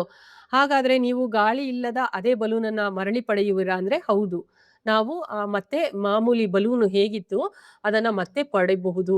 ಗಾಳಿ ಜಸ್ಟ್ ತುಂಬಿಸಿದೀವಿ ಮತ್ತೆ ಗಾಳಿಯನ್ನ ಹೊರ ಹೋಗೋದಕ್ಕೆ ಬಿಟ್ಟಿದೀವಿ. ಮಾಮೂಲಿಯಾಗಿ ಬಲೂನನ್ನ ನಾವು ಪಡ್ಕೊಳ್ಬಹುದು. ಹಾಗಾದ್ರೆ ಇದು ಭೌತ ಬದಲಾವಣೆ ಅಂತ ನಾವು ಹೇಳಬಹುದು. ಇಲ್ಲಿ ಮತ್ತೊಂದು ಎಕ್ಸಾಂಪಲ್ ಅನ್ನ ಕೊಟ್ಟಿದ್ದಾರೆ. ಅಂದ್ರೆ ಗಾಳಿ ತುಂಬಿದ ಬಲೂನಿಗೆ ನಾವು ಒಂದು ಸೂಜಿಯಿಂದ ಚುಚ್ಚಿದಾಗ ಆ ಬಲೂನ್ ಏನಾಗುತ್ತೆ ಒಡೆದೋಗುತ್ತೆ. ಮತ್ತೆ ಒರಿಜಿನಲ್ ಬಲೂನ್ ಅನ್ನ ನಾವು ಪಡ್ಕೊಳ್ಳೋಕೆ ಸಾಧ್ಯನಾ? ಇಲ್ಲ, ಪಡ್ಕೊಳ್ಳೋದಕ್ಕೆ ಸಾಧ್ಯ ಇಲ್ಲ. ಯಾಕೆಂದ್ರೆ ಒಡೆದೋಗಿರುತ್ತೆ ಸೂಜಿಯಿಂದ ಚುಚ್ಚಿ. ಅಂದ್ರೆ ಗಾಳಿ ತುಂಬಿದ ಬಲೂನ್ಗೆ ಒಂದು ಸೂಜಿಯನ್ನ ಚುಚ್ಚಿದ್ರೆ ಅದು ಒಡೆದೋಗುತ್ತೆ, ಮತ್ತೆ ಪಡ್ಕೊಳ್ಳೋಕ್ಕಾಗಲ್ಲ. ಹಾಗಾದ್ರೆ ಅದು ಆಕಾರದಲ್ಲಿ ಚೇಂಜ್ ಆಗಿದೆ ಅಷ್ಟೇ. ಅಲ್ಲೂ ಕೂಡ ಭೌತ ಬದಲಾವಣೆ ಅಂತ ನಾವು ಹೇಳ್ಬೋದು. ಹೊಸ ವಸ್ತು ಏನು ಇಲ್ಲಿ ಉಂಟಾಗಿರಲ್ಲ, ಆದ್ರೆ ಅದು ಒಡೆದೋಗಿರುತ್ತೆ ಅಷ್ಟೇನೆ. ನಂತರ ಬಂದ್ರೆ ಸೀಮೆ ಸುಣ್ಣವನ್ನ ಪುಡಿ ಮಾಡುವುದು ಅಂತ ಕೊಟ್ಟಿದ್ದಾರೆ. ನಾವು ಸೀಮೆ ಸುಣ್ಣ ಪುಡಿ ಮಾಡಿದಾಗ ಅದು ಪುಡಿ ಪುಡಿ ಆಗುತ್ತೆ ಹೊರತು ಮತ್ತೆ ಅದನ್ನ ನಾವು ಪಡ್ಕೊಳ್ಬಹುದು. ಏನು ಸೀಮೆ ಸುಣ್ಣದ ಮಾಡುವಂತಹ ಪ್ರೋಸೆಸ್‌ಗೆ ಹಾಕಿ ಮತ್ತೆ ಅದನ್ನ ಪಡಿಬಹುದು. ಹೊಸ ವಸ್ತು ಏನು ಉಂಟಾಗಿಲ್ಲ. ಇಲ್ಲಿ ಕೊಟ್ಟಿರುವಂತಹ ಎಕ್ಸಾಂಪಲ್‌ಗಳೆಲ್ಲ ಭೌತ ಬದಲಾವಣೆ ಅಂತ ನಾವು ಹೇಳ್ಬಹುದು. ಎಬಿಸಿ ಚಟುವಟಿಕೆಗಳಲ್ಲಿನ ಬದಲಾವಣೆಗಳಲ್ಲಿ ಏನಾದರೂ ಸಾಮ್ಯತೆ ಇದೆಯೇ ಅಂತ ಹೇಳ್ತಾ ಇದ್ದಾರೆ. ಅಂದ್ರೆ ಮೇಲೆ 3 ಚಟುವಟಿಕೆ ಕೊಟ್ಟಿದ್ರಲ್ಲ, ಎ, ಬಿ ಮತ್ತು ಸಿ ಅನ್ನುವಂತಹ ಚಟುವಟಿಕೆ ಕೊಟ್ಟಿದ್ರಲ್ಲ, ಏನಾದರೂ ಸಿಮಿಲಾರಿಟಿ ಇದೆಯಾ? ಸಾಮ್ಯತೆ ಇದೆಯಾ? ಒಂದೇ ತರ ಏನಾದರೂ ಇದೆಯಾ ಅಂತ ಹೇಳಿದ್ರೆ, ಈ ಎಲ್ಲ ಬದಲಾವಣೆಗಳಲ್ಲಿ ಅಂದ್ರೆ ಕಾಗದ ಆಗಿರಬಹುದು, ಬಲೂನ್ ಆಗಿರಬಹುದು, ಸೀಮೆ ಸುಣ್ಣ ಆಗಿರಬಹುದು, ಅದೆಲ್ಲ ನೋಡೋದಕ್ಕೆ ಸ್ವಲ್ಪ ಬದಲಾವಣೆ ಆಗಿರಬಹುದು. ಆಕಾರದಲ್ಲಾದ್ರೂ, ಗಾತ್ರದಲ್ಲಾದ್ರೂ ಸ್ವಲ್ಪ ಬದಲಾವಣೆ ಆಗಿರಬಹುದು. ಆದರೆ ಆ ಸ್ಥಿತಿ ಇದೆಯಲ್ಲ ಅದರಲ್ಲಿ ಬದಲಾವಣೆ ಏನು ಆಗಿರೋದಿಲ್ಲ. ಆದ್ರೆ ನೀರನ್ನ ತಗೊಂಡಾಗ ಘನ, ದ್ರವ, ಅನಿಲ ಸ್ಥಿತಿ ಬದಲಾಗಬಹುದು ಅಷ್ಟೇ ಹೊರತು ಇವುಗಳಲ್ಲಿ ಆ ಸ್ಥಿತಿಗಳೇನು ಬದಲಾವಣೆ ಆಗಿಲ್ಲ. ಆಕಾರ ಗಾತ್ರದಲ್ಲಿ ಬದಲಾವಣೆ ಆಗಿರುತ್ತೆ. ಗೋಚರತೆಯಲ್ಲಿ ಮಾತ್ರ ಬದಲಾವಣೆ ಆಗಿರುತ್ತೆ. ಹೊಸ ವಸ್ತು ರೂಪುಗೊಂಡಿರೋದಿಲ್ಲ. ಆದ್ದರಿಂದ ಇದನ್ನ ಭೌತ ಬದಲಾವಣೆಗಳು ಅಂತ ಹೇಳ್ತಾರೆ. ನಂತರ ಬಂದ್ರೆ ವಿಭಿನ್ನ ರೀತಿಯ ಬದಲಾವಣೆಯನ್ನ ಅನ್ವೇಷಿಸೋಣ, ನೋಡೋಣ ಅಂತ ಹೇಳ್ತಾ ಇದ್ದಾರೆ. ಒಂದು ವಸ್ತುವು ಗೋಚರತೆಯಲ್ಲಿ ಬದಲಾಗಬಹುದು ಮತ್ತು ಹಾಗೆಯೇ ಉಳಿಯುವುದಿಲ್ಲ. ನೋಡಿ, ಯಾವುದೋ ಒಂದು ವಸ್ತುವನ್ನ ತೆಗೆದುಕೊಂಡಿದ್ದಾರೆ. ಗೋಚರತೆಯಲ್ಲಿ ನೋಡೋದಕ್ಕೂ ಬದಲಾವಣೆ ಆಗಿದೆ ಮತ್ತೆ ಹೊಸ ವಸ್ತು ತರ ಉತ್ಪತ್ತಿಯಾಗಿದೆ. ಹೇಗಿತ್ತೋ ಹಾಗೆ ಉಳಿಯೋದಿಲ್ಲ. ಹಾಗಾದ್ರೆ ಒಂದು ಚಟುವಟಿಕೆಯನ್ನ ನೋಡ್ಕೊಂಡು ಬರೋಣ ಅಂತ ಹೇಳ್ತಾ ಇದ್ದಾರೆ. ಇಲ್ಲಿ ಚಟುವಟಿಕೆಯಲ್ಲಿ ಏನ್ ಕೊಟ್ಟಿದ್ದಾರೆ ಅಂತ ಹೇಳಿದ್ರೆ 2 ಲೋಟಗಳನ್ನ ತೆಗೆದುಕೊಳ್ಬೇಕಂತೆ. ಒಂದು ಲೋಟವನ್ನ ಎ ಮತ್ತೊಂದು ಲೋಟವನ್ನ ಬಿ ಅಂತ ನಾವು ಹೆಸರು ಇಟ್ಕೊಳ್ಬೇಕು. ನಂತರ ಎ ಲೋಟದಲ್ಲಿ ನಲ್ಲಿಯ ನೀರನ್ನ ತೆಗೆದುಕೊಳ್ಬೇಕು. ಬಿ ಲೋಟದಲ್ಲಿ ಸುಣ್ಣದ ತಿಳಿ ನೀರನ್ನ ತೆಗೆದುಕೊಳ್ಬೇಕು. ಒಂದು ಸ್ಟ್ರಾ ತಗೊಂಡು ನಾವು ಬಾಯಿಯಿಂದ ಅದನ್ನ ಊದಬೇಕು. ನಮ್ಮ ಬಾಯಿಯಿಂದ ಹೊರಗಡೆಗೆ ಯಾವ ಅನಿಲ ಬರುತ್ತೆ ಅನ್ನೋದು ನಮಗೆ ಗೊತ್ತಿದೆ. ಇಂಗಾಲದ ಡೈಆಕ್ಸೈಡ್, ಕಾರ್ಬನ್ ಡೈಆಕ್ಸೈಡ್ ಅನಿಲ. ನಾವು ಈಗ ಊದ್ತಾ ಇರೋದು ಯಾವ ಅನಿಲ? ಕಾರ್ಬನ್ ಡೈಆಕ್ಸೈಡ್ ಅನಿಲ. ನೀರಿನಲ್ಲಿ ಎ ಭಾಗದಲ್ಲಿ ಗಮನಿಸಿದಾಗ ಕೇವಲ ಗುಳ್ಳೆಗಳು ಬರೋದು ನಾವು ಗಮನಿಸ್ತಾ ಇದ್ದೀವಿ. ಆದರೆ ಬಿ ಭಾಗದಲ್ಲಿ ಸುಣ್ಣದ ತಿಳಿನೀರಿತ್ತು. ನಾವು ಇಂಗಾಲದ ಡೈಆಕ್ಸೈಡ್ನ ಆ ಸುಣ್ಣದ ತಿಳಿನೀರಿಗೆ ಹಾಕಿದಾಗ ಏನಾಯ್ತು? ಸ್ಟ್ರಾ ಮೂಲಕ ಕಳಿಸಿದಾಗ ಸುಣ್ಣದ ತಿಳಿನೀರು ಹಾಲಿನಂತೆ ಬೆಳ್ಳಗಾಗೋದನ್ನ ಗಮನಿಸಬಹುದು. ಹಾಗಾದರೆ ಮೊದಲನೇದು ಭೌತ ಬದಲಾವಣೆ ಅಂತ ಹೇಳಬಹುದು. ಎರಡನೇದು ರಾಸಾಯನಿಕ ಬದಲಾವಣೆ. ಸುಣ್ಣದ ತಿಳಿನೀರಿದ್ದು ಅಂದ್ರೆ ಕ್ಯಾಲ್ಸಿಯಂ ಹೈಡ್ರಾಕ್ಸೈಡ್ ಇದ್ದಿದ್ದು ಕ್ಯಾಲ್ಸಿಯಂ ಕಾರ್ಬೋನೇಟ್ ಆಗಿ ಬದಲಾಗಿರುತ್ತೆ. ಇಲ್ಲಿ ಕೊಟ್ಟಿದ್ದಾರೆ. ಇವುಗಳನ್ನೆಲ್ಲ ರಾಸಾಯನಿಕ ಬದಲಾವಣೆ ಅಂತ ನಾವು ಹೇಳಬಹುದು. ಇದು ವಿಲೀನಗೊಳ್ಳೋದಿಲ್ಲ. ಹಾಗೆ ಇಟ್ಟಾಗ ನೋಡಿ, ಇಲ್ಲಿ ಲೋಟದಲ್ಲಿ ಏನ್ ತಗೊಂಡಿದ್ದಾರೆ? ಸುಣ್ಣದ ತಿಳಿನೀರನ್ನ ತೆಗೆದುಕೊಂಡಿದ್ದಾರೆ. ಸುಣ್ಣದ ತಿಳಿನೀರು ಸ್ಟ್ರಾ ಇಂದ ಏನ್ನ ಊದ್ತಾ ಇದ್ದಾರೆ? ಕಾರ್ಬನ್ ಡೈಆಕ್ಸೈಡ್ ನ ಹಾಕ್ತಾ ಇದ್ದಾರೆ. ಅಂದ್ರೆ ಬಾಯಿನಲ್ಲಿ ಊದಿ ಕಾರ್ಬನ್ ಡೈಆಕ್ಸೈಡ್ ನ ಸುಣ್ಣದ ತಿಳಿನೀರ್ಗೆ ಹಾಕಿದಾಗ ಇದೇನಾಯ್ತು? ಹಾಲಿನಂತೆ ಬೆಳ್ಳಗೆ ಆಯ್ತು. ಸ್ವಲ್ಪ ಹೊತ್ತು ಹಾಗೆ ಬಿಟ್ರೆ ಏನಾಗುತ್ತೆ ಅಂತ ಹೇಳಿದ್ರೆ ಆ ಸುಣ್ಣದ ಅಂಶ ಇತ್ತಲ್ಲ ಅದೆಲ್ಲ ಕೆಳಗಡೆ ಬಂದು ಸೆಟಲ್ ಆಗುತ್ತೆ. ಈಗ ಮಣ್ಣು ಮತ್ತು ನೀರನ್ನ ಕಲಕಿ ಸ್ವಲ್ಪ ಹೊತ್ತು ಬಿಟ್ರೆ ಮಣ್ಣೆಲ್ಲ ಕೆಳಗಡೆ, ಮೇಲೆ ನೀರು ತಿಳಿ ನೀರು ಬರುತ್ತಲ್ಲ, ಆ ತರ ಸುಣ್ಣದ ತಿಳಿನೀರು ಬಂದು ಇಲ್ಲಿ ಕೂತ್ಕೊಳ್ಳುತ್ತೆ. ಅಂದ್ರೆ ನೀರಿನಲ್ಲಿ ವಿಲೀನವಾಗದ, ಇದು ಬಂತಲ್ಲ ಕ್ಯಾಲ್ಸಿಯಂ ಕಾರ್ಬೋನೇಟು, ಅದು ನೀರಿನಲ್ಲಿ ವಿಲೀನ ಆಗೋಲ್ಲ, ಕರಗೋದಿಲ್ಲ ಅಂತ ಹೇಳ್ಬೋದು. ಹಾಗಾದ್ರೆ ಮೊದಲನೇದು ಭೌತ ಬದಲಾವಣೆ ಅಂತ ಹೇಳ್ಬೋದು. ಎರಡನೇದು ರಾಸಾಯನಿಕ ಬದಲಾವಣೆ, ಹೊಸ ವಸ್ತು ಉತ್ಪತ್ತಿಯಾಗಿದೆ ಅಂತ ನಾವು ಈ ಎಕ್ಸಾಂಪಲ್ನ ಕೊಡಬಹುದು. ಅದನ್ನ ಇಲ್ಲಿ ಕೊಟ್ಟಿದ್ದಾರೆ ನೋಡಿ. ಕ್ಯಾಲ್ಸಿಯಂ ಹೈಡ್ರಾಕ್ಸೈಡ್ ಅಂದ್ರೆ ಸುಣ್ಣದ ತಿಳಿನೀರು, ಅದಕ್ಕೆ ನಾವು ಬಾಯಿಯ ಮೂಲಕ ಊದಿರುವಂತಹ ಅನಿಲ ಕಾರ್ಬನ್ ಡೈಆಕ್ಸೈಡ್, ಅವೆರಡು ರಾಸಾಯನಿಕ ಕ್ರಿಯೆ ನಡೆಸಿ ನಮಗೆ ವಿಲೀನವಾಗದ ಅಂದ್ರೆ ನೀರಿನಲ್ಲಿ ಕರಗದ ಕ್ಯಾಲ್ಸಿಯಂ ಕಾರ್ಬೋನೇಟ್ ಆಗಿರುತ್ತೆ. ಅದು ಬಂದು ತಳ ಸೇರ್ಕೊಳ್ಳುತ್ತೆ ಅನ್ನೋದು ಕೊಟ್ಟಿದ್ದಾರೆ. ಮತ್ತೊಂದು ಪ್ರಯೋಗವನ್ನ ಕೊಟ್ಟಿದ್ದಾರೆ. ಒಂದು ಪ್ರಣಾಳ ತೆಗೆದುಕೊಳ್ಬೇಕು ಅಂತ ಹೇಳ್ತಾ ಇದ್ದಾರೆ. ಅಂದ್ರೆ ಒಂದು ಟೆಸ್ಟ್ ಟ್ಯೂಬ್ ಅನ್ನ ತೆಗೆದುಕೊಂಡು ಅದಕ್ಕೆ 1 ಚಮಚದಷ್ಟು ವಿನೆಗರ್ ನಿಂಬೆ ರಸವನ್ನ ತೆಗೆದುಕೊಳ್ಬೇಕು. ವಿನೆಗರ್ ಅಥವಾ ನಿಂಬೆ ರಸವನ್ನ ತೆಗೆದುಕೊಳ್ಳಿ. ನಂತರ ಅದಕ್ಕೆ 1 ಚಿಟಿಕೆ ಅಡುಗೆ ಸೋಡಾ ಹಾಕಿ, ಅಂದ್ರೆ ಅದರ ರಾಸಾಯನಿಕ ಹೆಸರು ಸೋಡಿಯಂ ಹೈಡ್ರೋಜನ್ ಕಾರ್ಬೋನೇಟ್ ಅಂತ ಹೇಳ್ತಾರೆ. ಅಡುಗೆ ಸೋಡಾದ ರಾಸಾಯನಿಕ ಹೆಸರು ಸೋಡಿಯಂ ಹೈಡ್ರೋಜನ್ ಕಾರ್ಬೋನೇಟ್. ಅದನ್ನ ಸೇರಿಸೋದು. ಈಗ ನಾನು ಏನ್ ಮಾಡ್ತಾ ಇದ್ದೀನಿ, ವಿನೆಗರ್ ತೆಗೆದುಕೊಂಡಿದ್ದೀನಿ, ಸೇರಿಸ್ತಾ ಇದ್ದೀನಿ, ಅಡುಗೆ ಸೋಡಾ ಸೇರಿಸ್ತಾ ಇದ್ದೀನಿ. ಆಗ ಸಣ್ಣ ಸಣ್ಣ ಸಣ್ಣ ಸಣ್ಣ ಗುಳ್ಳೆಗಳು ಹಿಸ್ ಅಂತ ಅಂದ್ಬಿಟ್ಟು ಸೌಂಡ್ ಮಾಡ್ಕೊಂಡು ಮೇಲೆ ಬರುತ್ತೆ. ಹಾಗಾದ್ರೆ ಈ ಮೇಲೆ ಬಂದಂತಹ ಅನಿಲ ಯಾವುದು ಅಂತ ಹೇಳಿದ್ರೆ ಅದು ಇಂಗಾಲದ ಡೈಆಕ್ಸೈಡ್. ಹೇಗೆ ಗೊತ್ತಾಗುತ್ತೆ ಬಂದಿರುವಂತದ್ದು ಅಥವಾ ತಯಾರಾಗಿರೋದು ಇಂಗಾಲದ ಡೈಆಕ್ಸೈಡ್ ಅಂತ ಹೇಳಿದ್ರೆ, ಆ ಉತ್ಪತ್ತಿಯಾದಂತಹ ಇಂಗಾಲದ ಡೈಆಕ್ಸೈಡ್ ನ ಒಂದು ಟ್ಯೂಬ್ ಮೂಲಕ ನಾವು ಸುಣ್ಣದ ತಿಳಿನೀರಿಗೆ ಹಾಯಿಸಿದಾಗ ಆ ಸುಣ್ಣದ ತಿಳಿನೀರು ಹಾಲಿನಂತೆ ಬೆಳ್ಳಗಾಗುತ್ತೆ. ಸುಣ್ಣದ ತಿಳಿನೀರು ಏನಾದ್ರೂ ಹಾಲಿನಂತೆ ಬೆಳ್ಳಗಾದ್ರೆ ಇಲ್ಲಿ ಉತ್ಪತ್ತಿಯಾಗಿರೋದು ಇಂಗಾಲದ ಡೈಆಕ್ಸೈಡ್ ಅಂತ ನಮಗೆ ತಿಳಿದು ಬರುತ್ತೆ. ಹಾಗಾದ್ರೆ ಇಲ್ಲೂ ಕೂಡ ರಾಸಾಯನಿಕ ಕ್ರಿಯೆ ನಡೆದಿದೆ ಅಂತ ನಾವು ಹೇಳಬಹುದು. ಅದನ್ನ ಇಲ್ಲಿ ಕೊಟ್ಟಿದ್ದಾರೆ ನೋಡಿ. ಇಲ್ಲಿ ಒಂದು ಟೆಸ್ಟ್ ಟ್ಯೂಬ್ ತೆಗೆದುಕೊಂಡಿದ್ದಾರೆ. ಆ ಟೆಸ್ಟ್ ಟ್ಯೂಬ್ಗೆ ಏನು ಹಾಕಿದ್ದಾರೆ, ವಿನೆಗರ್ ಅಥವಾ ನಿಂಬೆ ರಸ ಹಾಕಿ ಅಡಿಗೆ ಸೋಡಾ ಹಾಕಿದ್ದಾರೆ. ನಂತರ ಬಂದ್ರೆ ಇಲ್ಲಿ ಅನಿಲ ಉತ್ಪತ್ತಿ ಆಯಿತು. ಉತ್ಪತ್ತಿಯಾದ ಅನಿಲ ಹೊರ ಹೋಗಕ್ಕೆ ಬಿಟ್ಟಿಲ್ಲ. ಅದಕ್ಕೆ ಒಂದು ಕಾರ್ಕ್ ಹಾಕಿ ಬೆಂಟ್ ಟ್ಯೂಬ್ ಹಾಕಿ ಮತ್ತೊಂದು ಪ್ರಣಾಳದಲ್ಲಿ ಏನನ್ನ ತೆಗೆದುಕೊಂಡಿದ್ದಾರೆ, ಸುಣ್ಣದ ತಿಳಿನೀರನ್ನ ತೆಗೆದುಕೊಂಡಿದ್ದಾರೆ. ಇಲ್ಲಿ ಉತ್ಪತ್ತಿ ಆಯಿತು. ಯಾವ್ಯಾವುದು ಬೆರೆತು, ವಿನೆಗರ್ ಮತ್ತು ಅಥವಾ ವಿನೆಗರ್ ಅಡುಗೆ ಸೋಡಾ ಅಥವಾ ನಿಂಬೆ ರಸ ಅಡುಗೆ ಸೋಡಾ ನಾವು ಯಾವ್ದು ತಗೊಂಡಿರ್ತೀವಿ ಅದು, ಅವೆರಡೂ ಬೆರೆತು ಕಾರ್ಬನ್ ಡೈಆಕ್ಸೈಡ್ ಅನಿಲ ಉತ್ಪತ್ತಿ ಆಯಿತು. ಉತ್ಪತ್ತಿಯಾದ ಅನಿಲ ಈ ಬೆಂಟ್ ಟ್ಯೂಬ್ ಮೂಲಕ ಎಲ್ಲಿಗೆ ಬರ್ತಾ ಇದೆ, ಮತ್ತೊಂದು ಟೆಸ್ಟ್ ಟ್ಯೂಬ್ಗೆ ಬರ್ತಾ ಇದೆ. ಆ ಟೆಸ್ಟ್ ಟ್ಯೂಬ್ ಅಲ್ಲಿ ಏನಿತ್ತು ಅಂತ ಹೇಳಿದ್ರೆ ಸುಣ್ಣದ ತಿಳಿನೀರು. ಸ್ವಲ್ಪ ಹೊತ್ತಿದ ನಂತರ ಸುಣ್ಣದ ತಿಳಿನೀರು ಹಾಲಿನಂತೆ ಬೆಳ್ಳಗಾಗುತ್ತೆ. ಆಗ ನಮಗೆ ಗೊತ್ತಾಗುತ್ತೆ ಉತ್ಪತ್ತಿಯಾಗಿರುವುದು ಇಂಗಾಲದ ಡೈಆಕ್ಸೈಡ್ ಅಂತ. ಹಾಗಾದ್ರೆ ಇದು ಎಂತಹ ಚೇಂಜ್ ಅಂತ ಹೇಳ್ಬೋದು, ರಾಸಾಯನಿಕ ಬದಲಾವಣೆ ಅಂತ ಹೇಳ್ಬಹುದು. ಮತ್ತೊಂದು ಎಕ್ಸಾಂಪಲ್ ಅನ್ನು ಕೊಟ್ಟಿದ್ದಾರೆ. ಇಲ್ಲಿ ನೀವು ನೀರಿಗೆ ಅಡುಗೆ ಸೋಡಾವನ್ನ ಹಾಕಿ ನಂತರ ಅದನ್ನ ಈ ನಮ್ಮ ಸುಣ್ಣದ ತಿಳಿನೀರಿಗೆ ಪಾಸ್ ಮಾಡಿ ಅಂತ ಹೇಳ್ತಾ ಇದ್ದಾರೆ. ನೀರಿಗೆ ಅಡುಗೆ ಸೋಡಾ ಹಾಕಿದಾಗ ಅಲ್ಲಿ ಯಾವ ಬದಲಾವಣೆಗಳು ಆಗೋದಿಲ್ಲ. ಇಲ್ಲಿ ಭೌತ ಬದಲಾವಣೆ ಅಂತ ನಾವು ಹೇಳಬಹುದು. ನೋಡಿ ಎಕ್ಸಾಂಪಲ್ ಅನ್ನ ಏನೀಗ ಎಕ್ಸ್ಪ್ಲೈನ್ ಮಾಡಿದೆ ಅದನ್ನೇ ಇಲ್ಲಿ ಕೊಟ್ಟಿರುವಂತದ್ದು. ವಿನೆಗರ್ಗೆ ಅಡುಗೆ ಸೋಡಾ ಹಾಕಿದರೆ ಅಲ್ಲಿ ಇಂಗಾಲದ ಡೈಆಕ್ಸೈಡ್ ಉತ್ಪತ್ತಿಯಾಗಿದೆ. ಮತ್ತೆ ಇತರೆ ವಸ್ತುಗಳು ಆಗುತ್ತೆ ಅಂತ ಹೇಳಿದರೆ ಅದನ್ನ ಎಲ್ಲಿಗೆ ಕಳಿಸ್ತಾ ಇದ್ದಾರೆ, ಸುಣ್ಣದ ತಿಳಿನೀರಿಗೆ ಕಳಿಸ್ತಾ ಇದ್ದಾರೆ. ಆಗ ಸುಣ್ಣದ ತಿಳಿನೀರು ಹಾಲಿನಂತೆ ಬೆಳ್ಳಗಾಗುತ್ತೆ. ಇದು ರಾಸಾಯನಿಕ ಬದಲಾವಣೆ, ಇದು ಭೌತ ಬದಲಾವಣೆ. ಯಾಕೆ ಅಂತ ಹೇಳಿದ್ರೆ ಇಲ್ಲಿ ಅಡುಗೆ ಸೋಡಾಗೆ ಕೇವಲ ನೀರನ್ನ ಹಾಕಿದರೆ ಯಾವ ಅನಿಲ ಕೂಡ ಬಿಡುಗಡೆ ಆಗೋದಿಲ್ಲ. ಅದರಿಂದ ಸುಣ್ಣದ ತಿಳಿನೀರು ಬೆಳ್ಳಗೆ ಆಗೋದಿಲ್ಲ ಅಂತ ಹೇಳಬಹುದು. ನಂತರ ಬಂದ್ರೆ ಮತ್ತೊಂದು ಉದಾಹರಣೆಯನ್ನ ಕೊಟ್ಟಿದ್ದಾರೆ. ಇಲ್ಲಿ ತುಕ್ಕು ಹಿಡಿಯುವುದನ್ನ ಕೊಟ್ಟಿದ್ದಾರೆ. ಹಿಂದಿನ ತರಗತಿಗಳಲ್ಲಿ ನೀವು ಅಧ್ಯಾಯ ಮಾಡಿರ್ತೀರಾ. ಕಬ್ಬಿಣ ತುಕ್ಕು ಹಿಡಿಯೋದನ್ನ ಸಂಕ್ಷಾರಣ ಅಥವಾ ನಶಿಸುವಿಕೆ ಅಂತ ಹೇಳ್ತಾರೆ. ಇದಕ್ಕೆ ತೇವಾಂಶಯುಕ್ತ ಗಾಳಿ ಕಾರಣ ಅನ್ನೋದು ಕೂಡ ತಿಳಿದಿದೆ. ಒಂದು ಸಲ ತುಕ್ಕು ಹಿಡಿದ ಮೇಲೆ ಒರಿಜಿನಲ್ ಆಗಿರುವಂತಹ ಆ ಕಬ್ಬಿಣವನ್ನ ಅಥವಾ ಮೊಳೆಗಳನ್ನ ನಾವು ಪಡ್ಕೊಳ್ಳೋದಕ್ಕೆ ಸಾಧ್ಯ ಇಲ್ಲ. ಹೊಸ ವಸ್ತು ಉತ್ಪತ್ತಿಯಾಗಿದೆ. ಕಂದು ಬಣ್ಣದ ವಸ್ತು ಉತ್ಪತ್ತಿ ಆಗಿರೋದನ್ನ ನೀವು ನೋಡಬಹುದು. ಅದನ್ನ ಕಬ್ಬಿಣದ ಆಕ್ಸೈಡ್ ಅಂತ ಹೇಳ್ತಾರೆ. ಈಗ ಮೊದಲು ಏನಿತ್ತು, ಕಬ್ಬಿಣ ಇತ್ತು. ಗಾಳಿಯೊಂದಿಗೆ ನೀರಿನೊಂದಿಗೆ ವರ್ತಿಸಿ ಅದು ಕಬ್ಬಿಣದ ಆಕ್ಸೈಡ್ ಉಂಟಾಗ್ಬಿಟ್ಟಿರುತ್ತೆ. ಆದ್ದರಿಂದ ಇದನ್ನ ರಾಸಾಯನಿಕ ಬದಲಾವಣೆ ಅಂತ ಹೇಳ್ಬೋದು. ಯಾವುದು, ಕಬ್ಬಿಣ ತುಕ್ಕು ಹಿಡಿಯುವುದು ರಾಸಾಯನಿಕ ಬದಲಾವಣೆ ಅಂತ ನಾವು ಹೇಳಬಹುದು. ಮೆಗ್ನೀಷಿಯಂ ರಿಬ್ಬನ್ನ ಉರಿಸುವಂಥದ್ದು ಗೊತ್ತಿದೆ ನಿಮ್ಗೆ. ಮೆಗ್ನೀಷಿಯಂ ರಿಬ್ಬನ್ ಅನ್ನ ಉರಿಸಿದಾಗ ಪ್ರಕಾಶಮಾನವಾದ ಜ್ವಾಲೆಯೊಂದಿಗೆ ಉರಿದು ಮೆಗ್ನೀಷಿಯಂ ಇದ್ದಿದ್ದು ಏನಾಯ್ತು, ಮೆಗ್ನೀಷಿಯಂ. ಆದ್ರಿಂದ ಇದು ಭೌತ ಬದಲಾವಣೆ ಅಲ್ಲ, ರಾಸಾಯನಿಕ ಬದಲಾವಣೆ ಅಂತ ಕೂಡ ನಾವು ಹೇಳಬಹುದು. ಇಲ್ಲಿ ಮೆಗ್ನೀಷಿಯಂ ಆಕ್ಸೈಡ್ ನೊಂದಿಗೆ ಶಾಖ ಬೆಳಕು ಕೂಡ ಬರ್ತಾ ಇರೋದು ನಾವು ಗಮನಿಸಬಹುದು. ಅಂದ್ರೆ ಹೊಸ ವಸ್ತು ಉಂಟಾಗಿದೆ ಅನ್ನೋದು ನಾವು ತಿಳ್ಕೊಳ್ಬಹುದು. ನೋಡಿ, ಮೆಗ್ನೀಷಿಯಂ ಆಕ್ಸೈಡ್ ಉಂಟಾಗಿದೆ, ಅದರ ಜೊತೆಗೆ ಶಾಖ ಮತ್ತು ಬೆಳಕು ಬಂದಿದೆ. ಸೊ ಇಲ್ಲಿ ಬಿಳಿ ಪುಡಿ ಮೆಗ್ನೀಷಿಯಂ ಆಕ್ಸೈಡ್ ಅಂದ್ರೆ ಹೊಸ ವಸ್ತು. ಆದ್ದರಿಂದ ಇದು ರಾಸಾಯನಿಕ ಬದಲಾವಣೆ ಅಂತ ಹೇಳಬಹುದು. ಹಾಗಾದ್ರೆ ದಹನ ಕ್ರಿಯೆ ಎಂದರೇನು ಅಂತ ಹೇಳಿದ್ರೆ, ಯಾವುದಾದ್ರೂ ಒಂದು ವಸ್ತು ಆಕ್ಸಿಜನ್ ನೊಂದಿಗೆ ವರ್ತಿಸಿ ಶಾಖ ಅಥವಾ ಬೆಳಕನ್ನು ಉತ್ಪಾದಿಸುವ ಕ್ರಿಯೆಯನ್ನ ದಹನ ಕ್ರಿಯೆ ಅಂತಾರೆ. ಆದ್ದರಿಂದ ಇಲ್ಲಿ ಮೆಗ್ನೀಷಿಯಂ ಉರಿದು ಶಾಖ ಬೆಳಕು ಕೊಡ್ತಾ ಇದೆ. ಆದ್ದರಿಂದ ಇದನ್ನ ದಹನ ಕ್ರಿಯೆ ಎನ್ಬೋದು. ಯಾವುದರೊಂದಿಗೆ ವರ್ತಿಸಿ, ಆಕ್ಸಿಜನ್ ನೊಂದಿಗೆ ವರ್ತಿಸಿ. ಆದ್ದರಿಂದ ಇದು ದಹನ ಕ್ರಿಯೆಗೆ ಉದಾಹರಣೆ ಅಂತ ಹೇಳ್ಬಹುದು. ಯಾವ ವಸ್ತುವು ತಾನು ಉರಿದು ಹೊಸ ವಸ್ತು ಉಂಟಾಗುತ್ತೆ, ಶಾಖ ಬೆಳಕು ಕೊಡುತ್ತೆ, ಅಂತಹ ವಸ್ತುವನ್ನ ದಹ್ಯ ವಸ್ತು ಅಂತ ಹೇಳ್ತಾರೆ. ಗೊತ್ತಾಯ್ತಾ? ಇದು ದಹ್ಯ ವಸ್ತು. ನಂತರ ಬಂದ್ರೆ ದಹನ ಕ್ರಿಯೆಗೆ ಆಕ್ಸಿಜನ್ ಅವಶ್ಯಕತೆ ಇದೆಯೇ ಅಂತ ಹೇಳ್ತಾ ಇದ್ದಾರೆ. ನೋಡಿ ಇಲ್ಲಿ ಒಂದು ಚಟುವಟಿಕೆಯನ್ನ ಮಾಡ್ತಾ ಇದ್ದಾರೆ. ದಹನ ಕ್ರಿಯೆಗೆ ಆಕ್ಸಿಜನ್ ಅವಶ್ಯಕತೆ ಇದೆಯಾ ಇಲ್ವಾ ಅಂತ ಹೇಳಿ.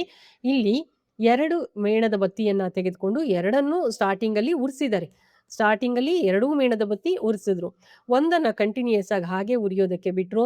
ಮತ್ತೊಂದಕ್ಕೆ ಒಂದು ಗಾಜಿನ ಲೋಟವನ್ನ ಬೋರಲು ಹಾಕಿದ್ದಾರೆ. ಬೋರಲು ಹಾಕಿದ ಸ್ವಲ್ಪ ಹೊತ್ತಿನ ನಂತರ ಇಲ್ಲಿ ಕ್ಯಾಂಡಲ್ ಆಫ್ ಆಗಿದೆ. ಮತ್ತೆ ಹೊಗೆ ಕೂಡ ಬರ್ತಾ ಇರೋದು ನೀವು ನೋಡಬಹುದು. ಹೊಗೆ ಬರ್ತಾ ಇರೋದು ಇನ್ನೇನಿಲ್ಲ, ಇಂಗಾಲದ ಡೈಆಕ್ಸೈಡ್. ಯಾಕೆ ಬೆಂಕಿ ಆರೋಯ್ತು ಅಂತ ಹೇಳಿದ್ರೆ ಇಲ್ಲಿ ಆಮ್ಲಜನಕದ ಕೊರತೆ ಆಯ್ತು. ಯಾಕೆ ಆಮ್ಲಜನಕದ ಕೊರತೆ ಆಯ್ತು? ಲೋಟ ಬೋರ್ಲು ಹಾಕಿದ್ವಲ್ಲ, ಅದಕ್ಕೋಸ್ಕರ ಆಮ್ಲಜನಕ ಸಿಗ್ಲಿಲ್ಲ. ಹಾಗಾದ್ರೆ ಬೆಂಕಿ ಹತ್ತಿಕೊಳ್ಳೋದಕ್ಕೆ ಏನ್ ಬೇಕು? ಆಮ್ಲಜನಕ ಬೇಕು. ಆಮ್ಲಜನಕದ ಸಪ್ಲೈ ನಾವು ಕಡಿಮೆ ಮಾಡಿದ್ರೆ ಅಥವಾ ಆಮ್ಲಜನಕದ ಸಪ್ಲೈ ಮಾಡದೇ ಇದ್ರೆ ಯಾವುದೇ ವಸ್ತು ಉರಿಯೋದಿಲ್ಲ ಅನ್ನೋದು ಇಲ್ಲಿ ತಿಳಿದು ಬಂತು. ಅದೇ ರೀತಿ ಇಲ್ಲಿ ಬಂದಿರುವಂಥದ್ದು ಹೊಗೆ ತರ ಬಂದಿದೆಯಲ್ಲ, ಅದು ಇಂಗಾಲದ ಡೈಆಕ್ಸೈಡ್ ಅಂತ ನಮ್ಗೆ ಹೇಗೆ ತಿಳಿದು ಬರುತ್ತೆ ಅಂದ್ರೆ, ಈ ಪೆಟ್ರಿ ತಟ್ಟೆ ಇದೆಯಲ್ಲ, ಇಲ್ಲಿ ಸುಣ್ಣದ ತಿಳಿನೀರನ್ನ ಹಾಕಿದಾಗ ಈ ಸುಣ್ಣದ ತಿಳಿನೀರು ಹಾಲಿನಂತೆ ಬೆಳ್ಳಗಾಗುತ್ತೆ. ಆಗ ನಮ್ಗೆ ಗೊತ್ತಾಗುತ್ತೆ ಬಂದಿರುವಂತದ್ದು ಇಲ್ಲಿ ಇಂಗಾಲದ ಡೈಆಕ್ಸೈಡ್ ಅನಿಲ ಅಂತ ಹೇಳಿ. ಅಂದ್ರೆ ಏನು ಗೊತ್ತಾಯ್ತು ನಮ್ಗೆ ಅಂತ ಹೇಳಿದ್ರೆ, ಯಾವುದೇ ಒಂದು ವಸ್ತು ಉರಿಬೇಕು ಅಂತ ಹೇಳಿದ್ರೆ ಒಂದು ದಹ್ಯ ವಸ್ತು ಬೇಕಾಗುತ್ತೆ, ಉರಿಯುವಂತಹ ವಸ್ತು. ಇನ್ನೊಂದು ಆಕ್ಸಿಜನ್ ಬೇಕಾಗುತ್ತೆ. ಮತ್ತೆ ಇನ್ನೇನು ಬೇಕು? ಇಲ್ಲಿ ಬೆಂಕಿ ಯಾವುದೇ ಒಂದು ವಸ್ತು ಉರಿಬೇಕು ಅಂತ ಹೇಳಿದ್ರೆ ಶಾಖ ಅಥವಾ ಉಷ್ಣತೆ ಬೇಕು. ಶಾಖ ಅಥವಾ ಉಷ್ಣತೆ ಇಲ್ದೆ ಅದು ಉರಿಯಲ್ಲ. ಫಾರ್ ಎಕ್ಸಾಂಪಲ್ ಒಂದು ಪೇಪರ್ ಅನ್ನ ಇಟ್ಟಿದ್ದೀನಿ. ಸುಮ್ನೆ ಪೇಪರ್ ಇಟ್ಟಾಗ ಅದ್ರಷ್ಟಕ್ಕದೇ ಉರಿದು ಹೊಸ ವಸ್ತು ಬಂತ? ಇಲ್ಲ. ಅದಕ್ಕೆ ಏನ್ ಬೇಕು? ಬೆಂಕಿಯ ಕಿಡಿ ಬೇಕಾಗುತ್ತೆ. ಅಂದ್ರೆ ಶಾಖ ಅಥವಾ ಉಷ್ಣ ಬೇಕಾಗುತ್ತೆ. ಹಾಗಾದ್ರೆ ಒಂದು ವಸ್ತು ಉರಿಬೇಕು ಅಥವಾ ದಹನ ಕ್ರಿಯೆ ಆಗ್ಬೇಕು ಅಂತ ಹೇಳಿದ್ರೆ 3 ಅಂಶಗಳು ನಮಗೆ ಬೇಕಾಗುತ್ತೆ. ಯಾವ್ದ್ಯಾವ್ದು ಅಂತ ನಿಮಗೆ ಗೊತ್ತಾಗಿದೆ? ಯಾವ್ಯಾವ್ದು ಅಂತ ಹೇಳಿದ್ರೆ, ಒಂದು ದಹ್ಯ ವಸ್ತು. ದಹನ ಕ್ರಿಯೆಗೆ ಅವಶ್ಯಕವಾದ ಅಂಶಗಳು ಯಾವುವು ಅಂದ್ರೆ ದಹ್ಯ ವಸ್ತು ಇರ್ಲೇಬೇಕು. 2ನೇದು ಆಮ್ಲಜನಕ ಇರ್ಲೇಬೇಕು ಅನ್ನೋದು ಗೊತ್ತಾಗಿದೆ. 3ನೇದು ಮತ್ತೊಂದು ವಸ್ತು ಯಾವುದು? ಅದು ಶಾಖ ಅಥವಾ ಉಷ್ಣ ಬೇಕು. ಶಾಖ ಅಥವಾ ಉಷ್ಣ ಇಲ್ಲದೆ ಇದ್ರೆ ಆ ವಸ್ತು ಹತ್ಕೊಳ್ಳೋದಕ್ಕೆ ಸಾಧ್ಯ ಇಲ್ಲ. ಆಮ್ಲಜನಕದ ಅವಶ್ಯಕತೆ ಇದೆ ಅಂತ ಏನೀಗ ಎಕ್ಸ್‌ಪ್ಲೈನ್ ಮಾಡ್ದೆ ಇಲ್ಲಿ, ಅದನ್ನ ಇಲ್ಲಿ ಕೊಟ್ಟಿದ್ದಾರೆ. ನಂತರ ಬಂದ್ರೆ ಇಲ್ಲಿ ಒಬ್ಬ ವ್ಯಕ್ತಿಯ ಬಟ್ಟೆಗಳಿಗೆ ಬೆಂಕಿ ಹೊತ್ತಿಕೊಂಡಿದ್ದರೆ ಬೆಂಕಿಯನ್ನು ನಂದಿಸಲು ಉತ್ತಮ ಮಾರ್ಗ ಯಾವುದು ಅಂತ ಹೇಳ್ತಾ ಇದ್ದಾರೆ. ಗೊತ್ತಿದೆ ನಮಗೆ. ಏನು, ಯಾವುದಾದ್ರೂ ಒಂದು ವಸ್ತು ಉರಿತಾ ಇದ್ರೆ ಅದಕ್ಕೆ ಆಮ್ಲಜನಕದ ಸಪ್ಲೈನ ನಾವು ಕಟ್ ಮಾಡಿದ್ರೆ ಸಾಕು, ಅದು ಉರಿಯೋದು ನಿಲ್ಸುತ್ತೆ. ಹಾಗಾದ್ರೆ ಆಮ್ಲಜನಕ ಅದಕ್ಕೆ ದೊರಕದೇ ಇರೋ ಹಾಗೆ ಹೇಗೆ ಮಾಡಬಹುದು? ವಿವಿಧ ರೀತಿಯಲ್ಲಿ ಅದನ್ನ ಮಾಡಬಹುದು. ಫಾರ್ ಎಕ್ಸಾಂಪಲ್, ಅವನ ಬಟ್ಟೆಗೆ ಬೆಂಕಿ ಹತ್ಕೊಂಡಿದ್ರೆ ಯಾವುದಾದ್ರೂ ಬೇರೆ ಬಟ್ಟೆ ಸುತ್ತಬೇಕು. ಹಾಗಂತ ಪಾಲಿಸ್ಟರ್ ಬಟ್ಟೆ ಯಾವುದೇ ಕಾರಣಕ್ಕೂ ಸುತ್ತಬಾರ್ದು, ಅಂಟ್ಕೊಂಡ್ಬಿಡುತ್ತೆ ಚರ್ಮಕ್ಕೆ. ಅದಕ್ಕೋಸ್ಕರ ಕಂಬಳಿ ಹೇಳ್ತಾರಲ್ಲ, ಹೊದ್ಕೊಳ್ತಾರಲ್ಲ ಬೆಡ್‌ಶೀಟ್ ತರ ಕಂಬಳಿ ಅಥವಾ ದಪ್ಪವಾಗಿರುವಂತಹ ಒಂದು ಬಟ್ಟೆಯನ್ನ ಸುತ್ತಬೇಕಾಗುತ್ತೆ. ಯಾವುದೇ ಕಾರಣಕ್ಕೂ ಪಾಲಿಸ್ಟರ್‌ನ ಯೂಸ್ ಮಾಡಬಾರ್ದು. ಸುತ್ತಿ ರೋಲ್ ಮಾಡಿದ್ರೆ ಆಗ ಆಮ್ಲಜನಕದ ಸಪ್ಲೈ ಸಿಗೋದಿಲ್ಲ. ನಂತರ ಬೆಂಕಿ ಉರಿತಾ ಇರೋದು ನಂದಿಸಬಹುದು. ಅದೇ ರೀತಿ ಫೈರ್ ಎಕ್ಸ್ಟಿಂಗ್ವಿಷರ್ ನೋಡಿದಿರಲ್ಲ, ಆ ಫೈರ್ ಎಕ್ಸ್ಟಿಂಗ್ವಿಷರ್ ಅಲ್ಲಿ ಒಂದು ಬುರುಗು ರೀತಿಯ ಒಂದು ನೊರೆ ಬರುತ್ತೆ. ಆ ನೊರೆ ಕೆಲಸ ಏನು ಅಂತ ಹೇಳಿದ್ರೆ, ಆ ಇಲ್ಲಿ ಬೆಂಕಿ ಹತ್ಕೊಂಡು ಉರಿತಾ ಇದೆ. ಈಗ ಆ ನೊರೆಯನ್ನ ಇದ್ರ ಮೇಲೆಲ್ಲ ಹಾಕ್ತಾರೆ. ಈ ನೊರೆ ಹಾಕಿದಾಗ ಇದಕ್ಕೆ ಆಮ್ಲಜನಕ ಸಿಗದೇ ಇರೋ ಹಾಗೆ ಮಾಡೋದಷ್ಟೇ ಅದರ ಕೆಲಸ. ಅದು ಬಂದು ಬೆಂಕಿಯನ್ನ ನಂದಿಸ್ತಾ ಇರೋದಿಲ್ಲ. ಆದ್ರೆ ಅದು ಆಮ್ಲಜನಕದ ಸಪ್ಲೈ ಇದನ್ನ ಬೆಂಕಿಯನ್ನ ಸುತ್ತುವರೆದು ಬಿಡುತ್ತೆ. ಬೆಂಕಿ ನೊರೆ ಸುತ್ತುವರೆದಾಗ ಏನಾಗುತ್ತೆ? ಆಮ್ಲಜನಕ ಸಪ್ಲೈ ಕಟ್ ಆಗುತ್ತೆ. ಆಗ ಆಮ್ಲಜನಕ ಇಲ್ಲದೆ ಈ ಉರಿತಾ ಇರುವಂತಹ ಬೆಂಕಿ ಆಫ್ ಆಗುತ್ತೆ. ಈ ರೀತಿಯ ಒಂದು ಟೆಕ್ನಾಲಜಿಯಿಂದ ಎಲ್ಲೆಲ್ಲಿ ಬೆಂಕಿ ಉರಿತಾ ಇದೆ ಬೇರೆ ಬೇರೆ ರೀತಿಯಲ್ಲಿ ಆರಿಸ್ತಾರೆ. ನೀರನ್ನ ಹಾಕ್ತಾರೆ ಅಥವಾ ಏನು ಫೈರ್ ಎಕ್ಸ್ಟಿಂಗ್ವಿಷರ್‌ದು ಅಲ್ಲಿ ಒಂದು ರೀತಿಯಲ್ಲಿ ಬೆಂಕಿಯನ್ನ ನಂದಿಸ್ತಾರೆ ಅಥವಾ ಕಂಬಳಿಯನ್ನ ಸುತ್ತುತ್ತಾರೆ. ಈ ರೀತಿಯಾಗಿ ಬೆಂಕಿ ನಂದಿಸೋದಕ್ಕೆ ಕ್ರಮಗಳನ್ನ ಬಳಸ್ತಾರೆ. ಇನ್ನು ನೆಕ್ಸ್ಟ್ ಬಂದ್ರೆ ಇಲ್ಲಿ ಈಗ ಮಿಂಚು ಹುಳುಗಳ ಬಗ್ಗೆ ಕೊಟ್ಟಿರೋದನ್ನ ನಾವು ಗಮನಿಸಬಹುದು. ಮಿಂಚು ಹುಳುಗಳು ಅಂತ ಹೇಳಿದಾಗ ಸ್ವಯಂ ಪ್ರೇರಿತವಾಗಿ ಬೆಳಕನ್ನ ಹೊರಸೂಸುವಂತಹ ಕೀಟಗಳಾಗಿರ್ತವೆ. ಕತ್ಲೆನಲ್ಲಿ ಅದು ಹಸಿರು ಬಣ್ಣ, ಹಳದಿ ಬಣ್ಣ ಅಥವಾ ತಿಳಿಗೆಂಪು ಬಣ್ಣದ ಬೆಳಕನ್ನ ಕೊಡುತ್ತೆ ಅನ್ನೋದು ನಮಗೆ ಗೊತ್ತಾಗಿದೆ. ಅದನ್ನ ಜೈವಿಕ ಪ್ರಕಾಶಮಾನತೆ ಅಂತ ಹೇಳ್ತಾರೆ, ಅಂತಹ ವಿದ್ಯಮಾನವನ್ನ, ಅಥವಾ ಬಯೋಲ್ಯೂಮಿನೆಸೆನ್ಸ್ ಅಂತ ಹೇಳ್ತಾರೆ.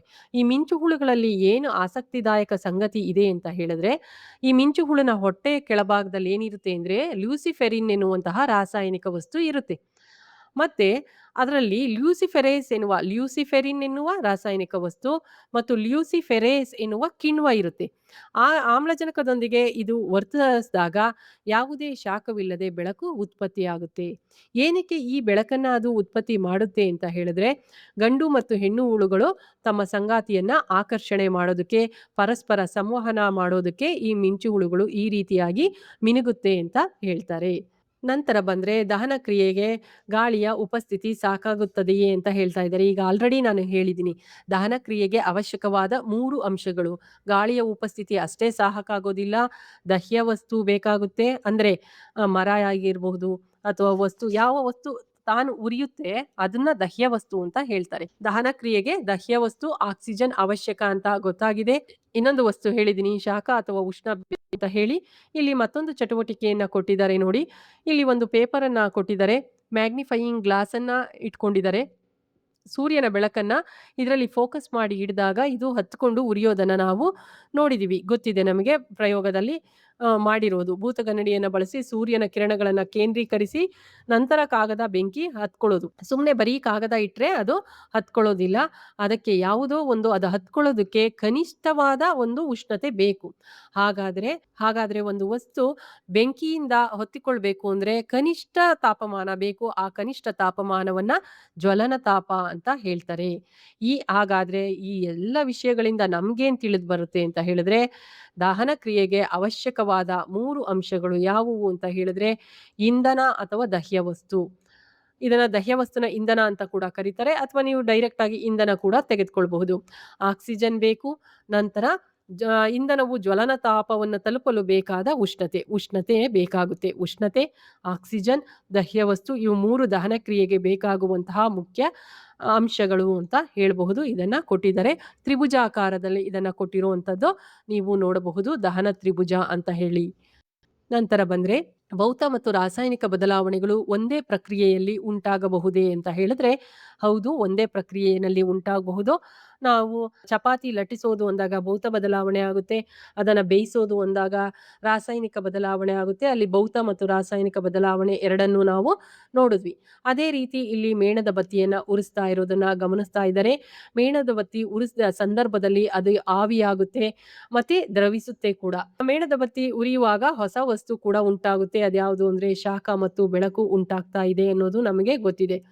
ಹಾಗಾದ್ರೆ ಇಲ್ಲಿ ಮೇಣದ ಬತ್ತಿ ಕರಗ್ತಾ ಇದೆ ನೋಡಿ, ಕರಗ್ತಾ ಇರುವಂತದ್ದು. ಕರಗಿದ ನಂತರ ಅದನ್ನ ಹಾಗೆ ತಂಪಾಗೋದಕ್ಕೆ ಬಿಟ್ರೆ ಮತ್ತೆ ಮೇಣದ ಬತ್ತಿ ಗಟ್ಟಿ ಆಗುತ್ತೆ, ನೋಡಿರಬಹುದು.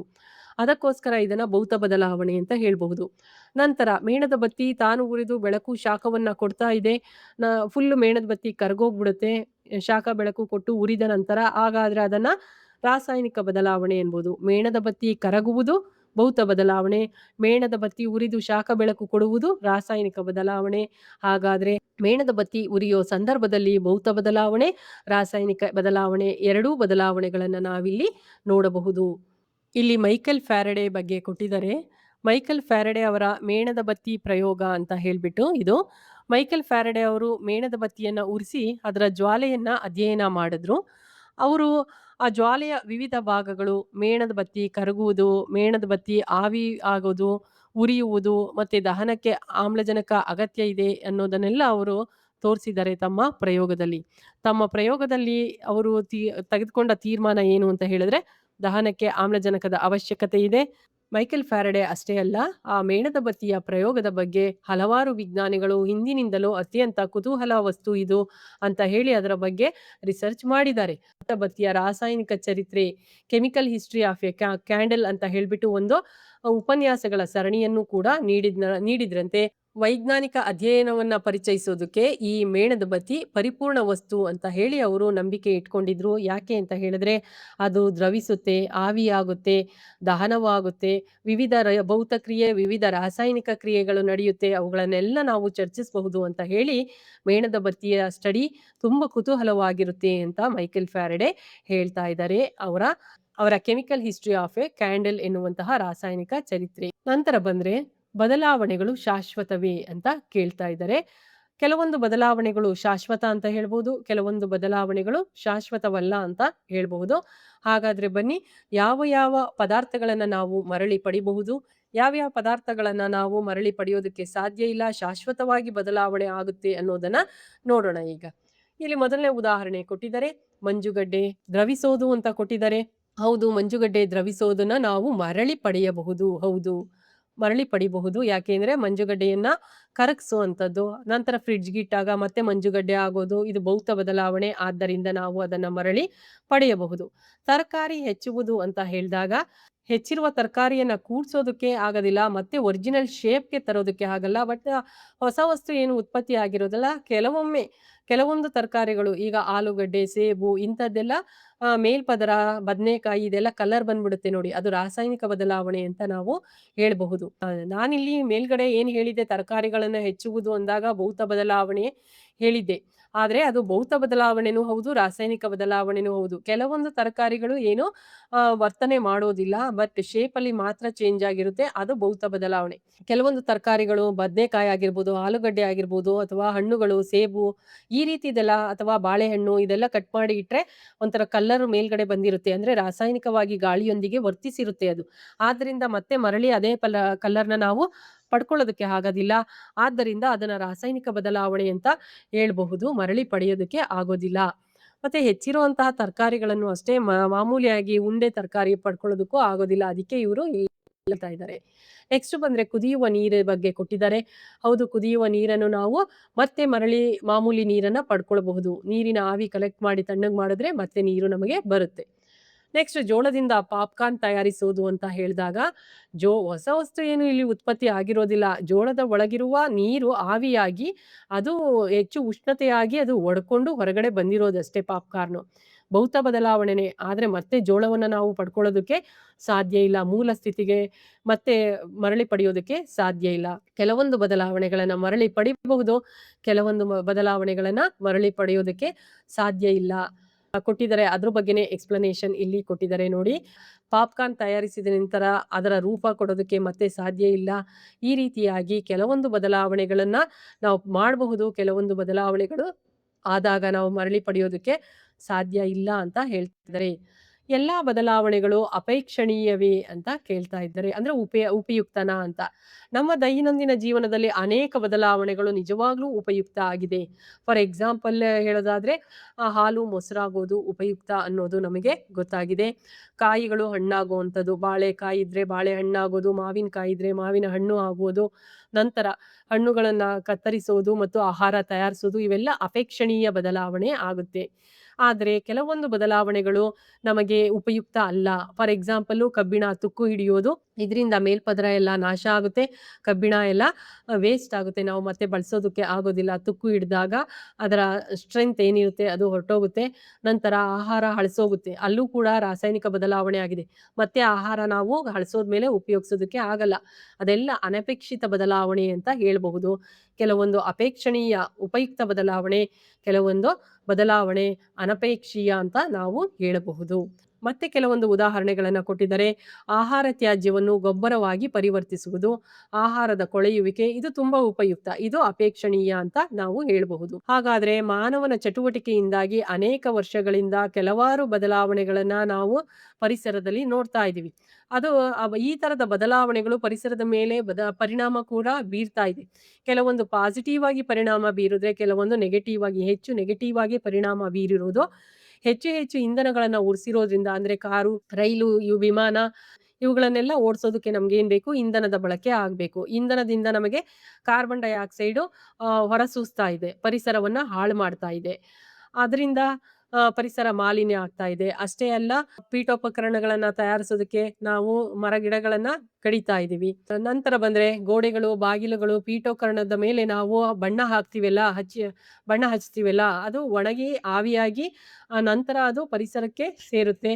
ಅದರ ಸ್ಮೆಲ್ಲು ಅದು ಕೂಡ ಪರಿಸರ ಮಾಲಿನ್ಯಕ್ಕೆ ಕಾರಣ ಆಗಿದೆ. ಇವೆಲ್ಲ ಅನಪೇಕ್ಷಿತ ಬದಲಾವಣೆ ಮಾನವನಿಂದ ಆಗ್ತಾ ಇರೋದು ಅಂತ ನಾವು ಹೇಳಬಹುದು. ನಂತರ ಬಂದರೆ ಕೆಲವು ನಿಧಾನಗತಿಯ ನೈಸರ್ಗಿಕ ಬದಲಾವಣೆಗಳು ಕೂಡ ಆಗ್ತಾ ಇದೆ. ಯಾವುದು ನೈಸರ್ಗಿಕ ಬದಲಾವಣೆ ನಿಧಾನಕ್ಕೆ ಆಗ್ತಾ ಇರೋದು ಅಂತ ನಾವು ಈಗ ತಿಳ್ಕೊಳ್ಳೋಣ. ಬಂಡೆಗಳ ಹವಾಮಾನ ಅಂತ ಹೇಳ್ತಾ ಇದ್ದಾರೆ. ಇಲ್ಲಿ 2 ರೀತಿಯ ಚಿತ್ರವನ್ನ ಕೊಟ್ಟಿರುವಂತದ್ದನ್ನ ನಾವು ಕಾಣ್ತಾ ಇದ್ದೀವಿ. ಇಲ್ಲಿ ಬಂಡೆಯನ್ನ ಕೊಟ್ಟಿದ್ದಾರೆ. ಇಲ್ಲಿ ಬಂಡೆಯಲ್ಲಿ ಕಂದು ಬಣ್ಣ ಉಂಟಾಗಿರೋದನ್ನ ನಾವು ನೋಡ್ತಾ ಇದ್ದೀವಿ. ಏನು ಅಂತ ಹೇಳಿದ್ರೆ ಬಂಡೆಗಳ ಹವಾಮಾನ ಅಂತ ಹೇಳಿದಾಗ ಬೆಟ್ಟ, ಗುಡ್ಡ, ಪರ್ವತ, ಮರಳು, ಮಣ್ಣು, ಕಲ್ಲುಗಳ ರಾಶಿ ನಮ್ಮ ಸುತ್ತಮುತ್ತ ಇರೋದನ್ನ ನೋಡಿದೀವಿ. ಅವುಗಳನ್ನೆಲ್ಲ ಮಡ್ಡಿ ಅಂತ ಹೇಳ್ತಾರೆ. ದೊಡ್ಡ ದೊಡ್ಡ ಬಂಡೆಗಳು ಏನಾಗುತ್ತೆ ಸಣ್ಣಡುಗಳಾಗುತ್ತೆ. ಇದನ್ನ ಭೌತ ಬದಲಾವಣೆ ಅಂತ ಹೇಳ್ತಾರೆ. ಹವಾಮಾನ ಬದಲಾವಣೆಯಿಂದ, ತಾಪದಲ್ಲಿ ಉಂಟಾದ ಬದಲಾವಣೆಯಿಂದ, ಬಂಡೆಗಳು ಬಿರುಕು ಬಿಡೋದ್ರಿಂದ ಅಥವಾ ಬಂಡೆಗಳ ಮಧ್ಯದಲ್ಲಿ ನೀರು ಇದ್ದು ಆ ನೀರು ಹೆಪ್ಪುಗಟ್ಟಿ ಅವುಗಳನ್ನ ಒಡೆಯೋದಕ್ಕೆ ಸಹಾಯ ಮಾಡ್ಬೋದು. ಈ ರೀತಿಯಾಗಿ ಮಣ್ಣು ಉಂಟಾಗುತ್ತೆ ಅಂತ ಹೇಳ್ಬೋದು. ಭೌತ ಬದಲಾವಣೆಯಿಂದ ಇಲ್ಲಿ ಫಸ್ಟ್ ಒನ್ ಕೊಟ್ಟಿದಾರಲ್ಲ, ಭೌತ ಬದಲಾವಣೆಯಿಂದ ಬಂಡೆ ಮರಳು ಮಣ್ಣಾಗಿ ಪರಿವರ್ತನೆ ಆಗ್ತಾ ಇರುವಂತದ್ದು. ಅದಕ್ಕೆ ಹವಾಮಾನ ಕಾರಣ ಆಗ್ಬಹುದು, ನೀರು ಹೆಪ್ಪುಗಟ್ಟೋದು, ಅದ್ರ ಬಂಡೆಗಳ ಮಧ್ಯೆ ನೀರು ಸೇರ್ಕೊಂಡು ಅದು ಹೆಪ್ಪುಗಟ್ಟೋದಾಗಬಹುದು. ಇದು ಭೌತ ಬದಲಾವಣೆ ಅಂತ ಹೇಳ್ಬೋದು. ಮತ್ತೊಂದು ಏನು ಅಂತ ಹೇಳಿದ್ರೆ ಇಲ್ಲಿ ಕೊಟ್ಟಿದ್ದಾರೆ ನೋಡಿ. ಫಸ್ಟ್ ಒನ್ ಕೊಟ್ಟಿರೋದು ಭೌತ ಬದಲಾವಣೆಯಿಂದ ಬಂಡೆಗಳು ಹೇಗೆ ಒಡೆಯೋದಕ್ಕೆ ಸಹಾಯ ಆಗಿದೆ ಅಂತ. ಎರಡನೇ ಸಂದರ್ಭದಲ್ಲಿ ಇಲ್ಲಿ ನೀರು ಸೇರ್ಕೊಂಡಿದೆ ಬಂಡೆಯ ಒಳಗಡೆ, ರಾಸಾಯನಿಕ ಕ್ರಿಯೆ ನಡೆಯುತ್ತೆ ಬಂಡೆಯೊಳಗೊಂದಿಗೆ, ಅದು ಪ್ರತಿಕ್ರಿಯಿಸಿ ರಾಸಾಯನಿಕ ಕ್ರಿಯೆ ನಡೆದು ರಾಸಾಯನಿಕ ಬದಲಾವಣೆ ಉಂಟು ಮಾಡುತ್ತೆ. ಇಲ್ಲಿ ಕಬ್ಬಿಣವಿರುವ ಕಪ್ಪು ಬಣ್ಣದ ಬಸಾಲ್ಟ್ ಎನ್ನುವ ಬಂಡೆನಲ್ಲಿ ಏನಿದೆ ಕಬ್ಬಿಣದ ಅಂಶ ಇದೆ. ಈಗ ನೀರಿನ ಜೊತೆ ಅದು ರಾಸಾಯನಿಕವಾಗಿ ವರ್ತಿಸಿ ಕೆಂಪು ಬಣ್ಣದ ಕಬ್ಬಿಣದ ಆಕ್ಸೈಡ್ ಆಗಿ ಪರಿವರ್ತನೆ ಆಗುತ್ತೆ. ಈ ಬಂಡೆನಲ್ಲಿ ಕಬ್ಬಿಣದ ಅಂಶ ಇದೆ, ನೀರಿನೊಂದಿಗೆ ವರ್ತಿಸಿದಾಗ ಏನಾಯ್ತು ಕಬ್ಬಿಣದ ಆಕ್ಸೈಡ್ ಆಯ್ತು. ಆ ಕಬ್ಬಿಣದ ಆಕ್ಸೈಡೇ ಈ ಕಂದು ಬಣ್ಣಕ್ಕೆ ಕಾರಣ ಅಂತ ಹೇಳ್ಬೋದು. ಹಾಗಾದರೆ ರಾಸಾಯನಿಕ ಬದಲಾವಣೆನೂ ಕೂಡ ಮಣ್ಣಿನ ರಚನೆಗೆ ಕಾರಣ ಆಗಿದೆ, ಭೌತ ಬದಲಾವಣೆನೂ ಕೂಡ ಮಣ್ಣಿನ ರಚನೆಗೆ ಕಾರಣ ಆಗಿದೆ ಅಂತ ನಾವು ಹೇಳಬಹುದು. ನಂತರ ಬಂದ್ರೆ ಸವಕಳಿ ಅಂತ ಕೊಟ್ಟಿದ್ದಾರೆ. ನದಿ ಪಾತ್ರಗಳಲ್ಲಿ ಅಥವಾ ಸರೋವರಗಳಲ್ಲಿ ಮರಳು ಸಂಗ್ರಹ ಆಗೋದನ್ನ ನಾವು ನೋಡಿದೀವಿ. ಗಾಳಿ, ನೀರು, ನೈಸರ್ಗಿಕ ಶಕ್ತಿಯಿಂದ ಏನಾಗುತ್ತೆ ಬಂಡೆ ಕಲ್ಲುಗಳು ಒಡೆದು ಮಣ್ಣು ಮಡ್ಡಿಗಳು ಇವುಗಳು ಏನು ದೊಡ್ಡ ದೊಡ್ಡ ಮಣ್ಣಿನ ಕಣ ಮಡ್ಡಿಗಳು ಎಲ್ಲ ಒಂದು ಸ್ಥಳದಿಂದ ಮತ್ತೊಂದು ಸ್ಥಳಕ್ಕೆ ಚಲಿಸಿದಾಗ ಈ ಮರಳು ರೂಪುಗೊಳ್ಳುತ್ತೆ ಅಂತ ಹೇಳ್ತಾ ಇದ್ದಾರೆ. ಇದನ್ನೇ ಸವಕಳಿ ಅಂತ ಕರೆಯುವಂಥದ್ದು. ಅಥವಾ ಭೂಕುಸಿತದಿಂದಾಗಿ ಉಂಟಾಗುವ ಸವೆತ ಕೂಡ ಭೌತ ಬದಲಾವಣೆಗೆ ಒಂದು ಉದಾಹರಣೆ ಆಗಿದೆ ಅಂತ ಕೂಡ ಹೇಳ್ತಾ ಇದ್ದಾರೆ. ಕೆಲವೊಂದು ಬಂಡೆಗಳನ್ನ ನಾವು ನೋಡಬಹುದು ಅಥವಾ ಕೆಲವೊಂದು ಕಲ್ಲುಗಳನ್ನ ನಾವು ನೋಡಬಹುದು, ಜಾಸ್ತಿ ಸೌದೋಗಿರುತ್ತೆ. ಅದಕ್ಕೆ ಅದು ನೈಸ್ ಆಗಿ ಕಾಣುತ್ತೆ. ನೋಡ್ಬೋದು ಕೆಲವೊಂದು ರಫ್ ಆಗಿ ಕಾಣುತ್ತೆ, ಕೆಲವೊಂದು ನೈಸ್ ಆಗಿ ಕಾಣುತ್ತೆ. ನೈಸ್ ಆಗಿ ಕಾಣೋದಕ್ಕೆ ಏನ್ ಕಾರಣ, ನಯವಾಗಿ ಕಾಣೋದಕ್ಕೆ ಏನ್ ಕಾರಣ ಅಂತ ಹೇಳಿದ್ರೆ ನಿರಂತರವಾಗಿ ಅದು ನೀರಿನಿಂದ ಉಂಟಾಗುವ ನಿರಂತರ ಸವೆತದಿಂದಾಗಿ ಅದು ನಯವಾಗಿ ಕಾಣುತ್ತೆ ಅಂತ ಹೇಳ್ಬಹುದು. ನಂತರ ಬಂದ್ರೆ ಸಾಗರ ಮತ್ತು ಸರೋವರಗಳಲ್ಲಿ ಏನಾಗುತ್ತೆ ಅಂದ್ರೆ ಕಡಿಮೆ ಗಾಳಿ ಉಂಟಾದಾಗ ಈ ಮಡ್ಡಿ ಅಥವಾ ಮಣ್ಣು ಮರಳು ಅಂತ ಏನ್ ಹೇಳ್ತೀವಿ ಭೂಮಿಯ ತಳಭಾಗಕ್ಕೆ ಹೋಗಿ ಸೇರ್ಕೊಳ್ಳುತ್ತಂತೆ. ಒಂದ್ರ ಮೇಲೊಂದು ಆ ಮರಳು ಕೂತ್ಕೊಂಡು ಸೇರ್ಕೊಂಡು ಗಟ್ಟಿ ಆಗುತ್ತೆ. ಆ ಮರಳು ಆ ಗಟ್ಟಿಯಾದ ನಂತರ ಕಾಲಾಂತರದಲ್ಲಿ ಅದೇ ಹೊಸ ಬಂಡೆಗಳಾಗಿ ರೂಪುಗೊಳ್ಳೋದಕ್ಕೆ ಸಾವಿರಾರು ವರ್ಷಗಳೇ ಬೇಕು ಅಂತ ಹೇಳ್ತಾ ಇದ್ದಾರೆ. ಈ ರೀತಿಯಾಗಿ ಬಂಡೆಗಳು ಇದ್ದದ್ದು ಏನಾಯ್ತು ಎಲ್ಲ ಸವೆದು ಅಥವಾ ಒಡೆದು ಮಣ್ಣು ಮರಳಾಯ್ತು. ಮಣ್ಣು ಮರಳು ಸಮುದ್ರದ ಕೆಳಗಡೆ ಹೋಗಿ ಅದು ಗಟ್ಟಿಯಾಗಿ ಕಾಲಾನಂತರದಲ್ಲಿ ಸಾವಿರಾರು ವರ್ಷಗಳ ನಂತರ ಮತ್ತೆ ಹೊಸ ಬಂಡೆಗಳು ಆಗ್ತಾ ಇದೆ ಅಂತ ಹೇಳ್ತಾ ಇದ್ದಾರೆ. ಇದಿಷ್ಟು ಈ ಪಾಠದ ಒಂದು ಸಾರಾಂಶ ಆಗಿದೆ. ಇದಿಷ್ಟೇ ಅಲ್ಲ, 7, 8, 9, 10ನೇ ತರಗತಿಯ ಎಲ್ಲ ಪಾಠಗಳನ್ನ ವೀಕ್ಷಣೆ ಮಾಡಲು ನನ್ನ YouTube channel Roopa TP let's learn subscribe ಮಾಡಿ ಅಂತ ಹೇಳ್ತಾ ಈ ಪಾಠವನ್ನ ಇಲ್ಲಿಗೆ ಮುಗಿಸ್ತಾ ಇದ್ದೀನಿ. ಧನ್ಯವಾದಗಳು.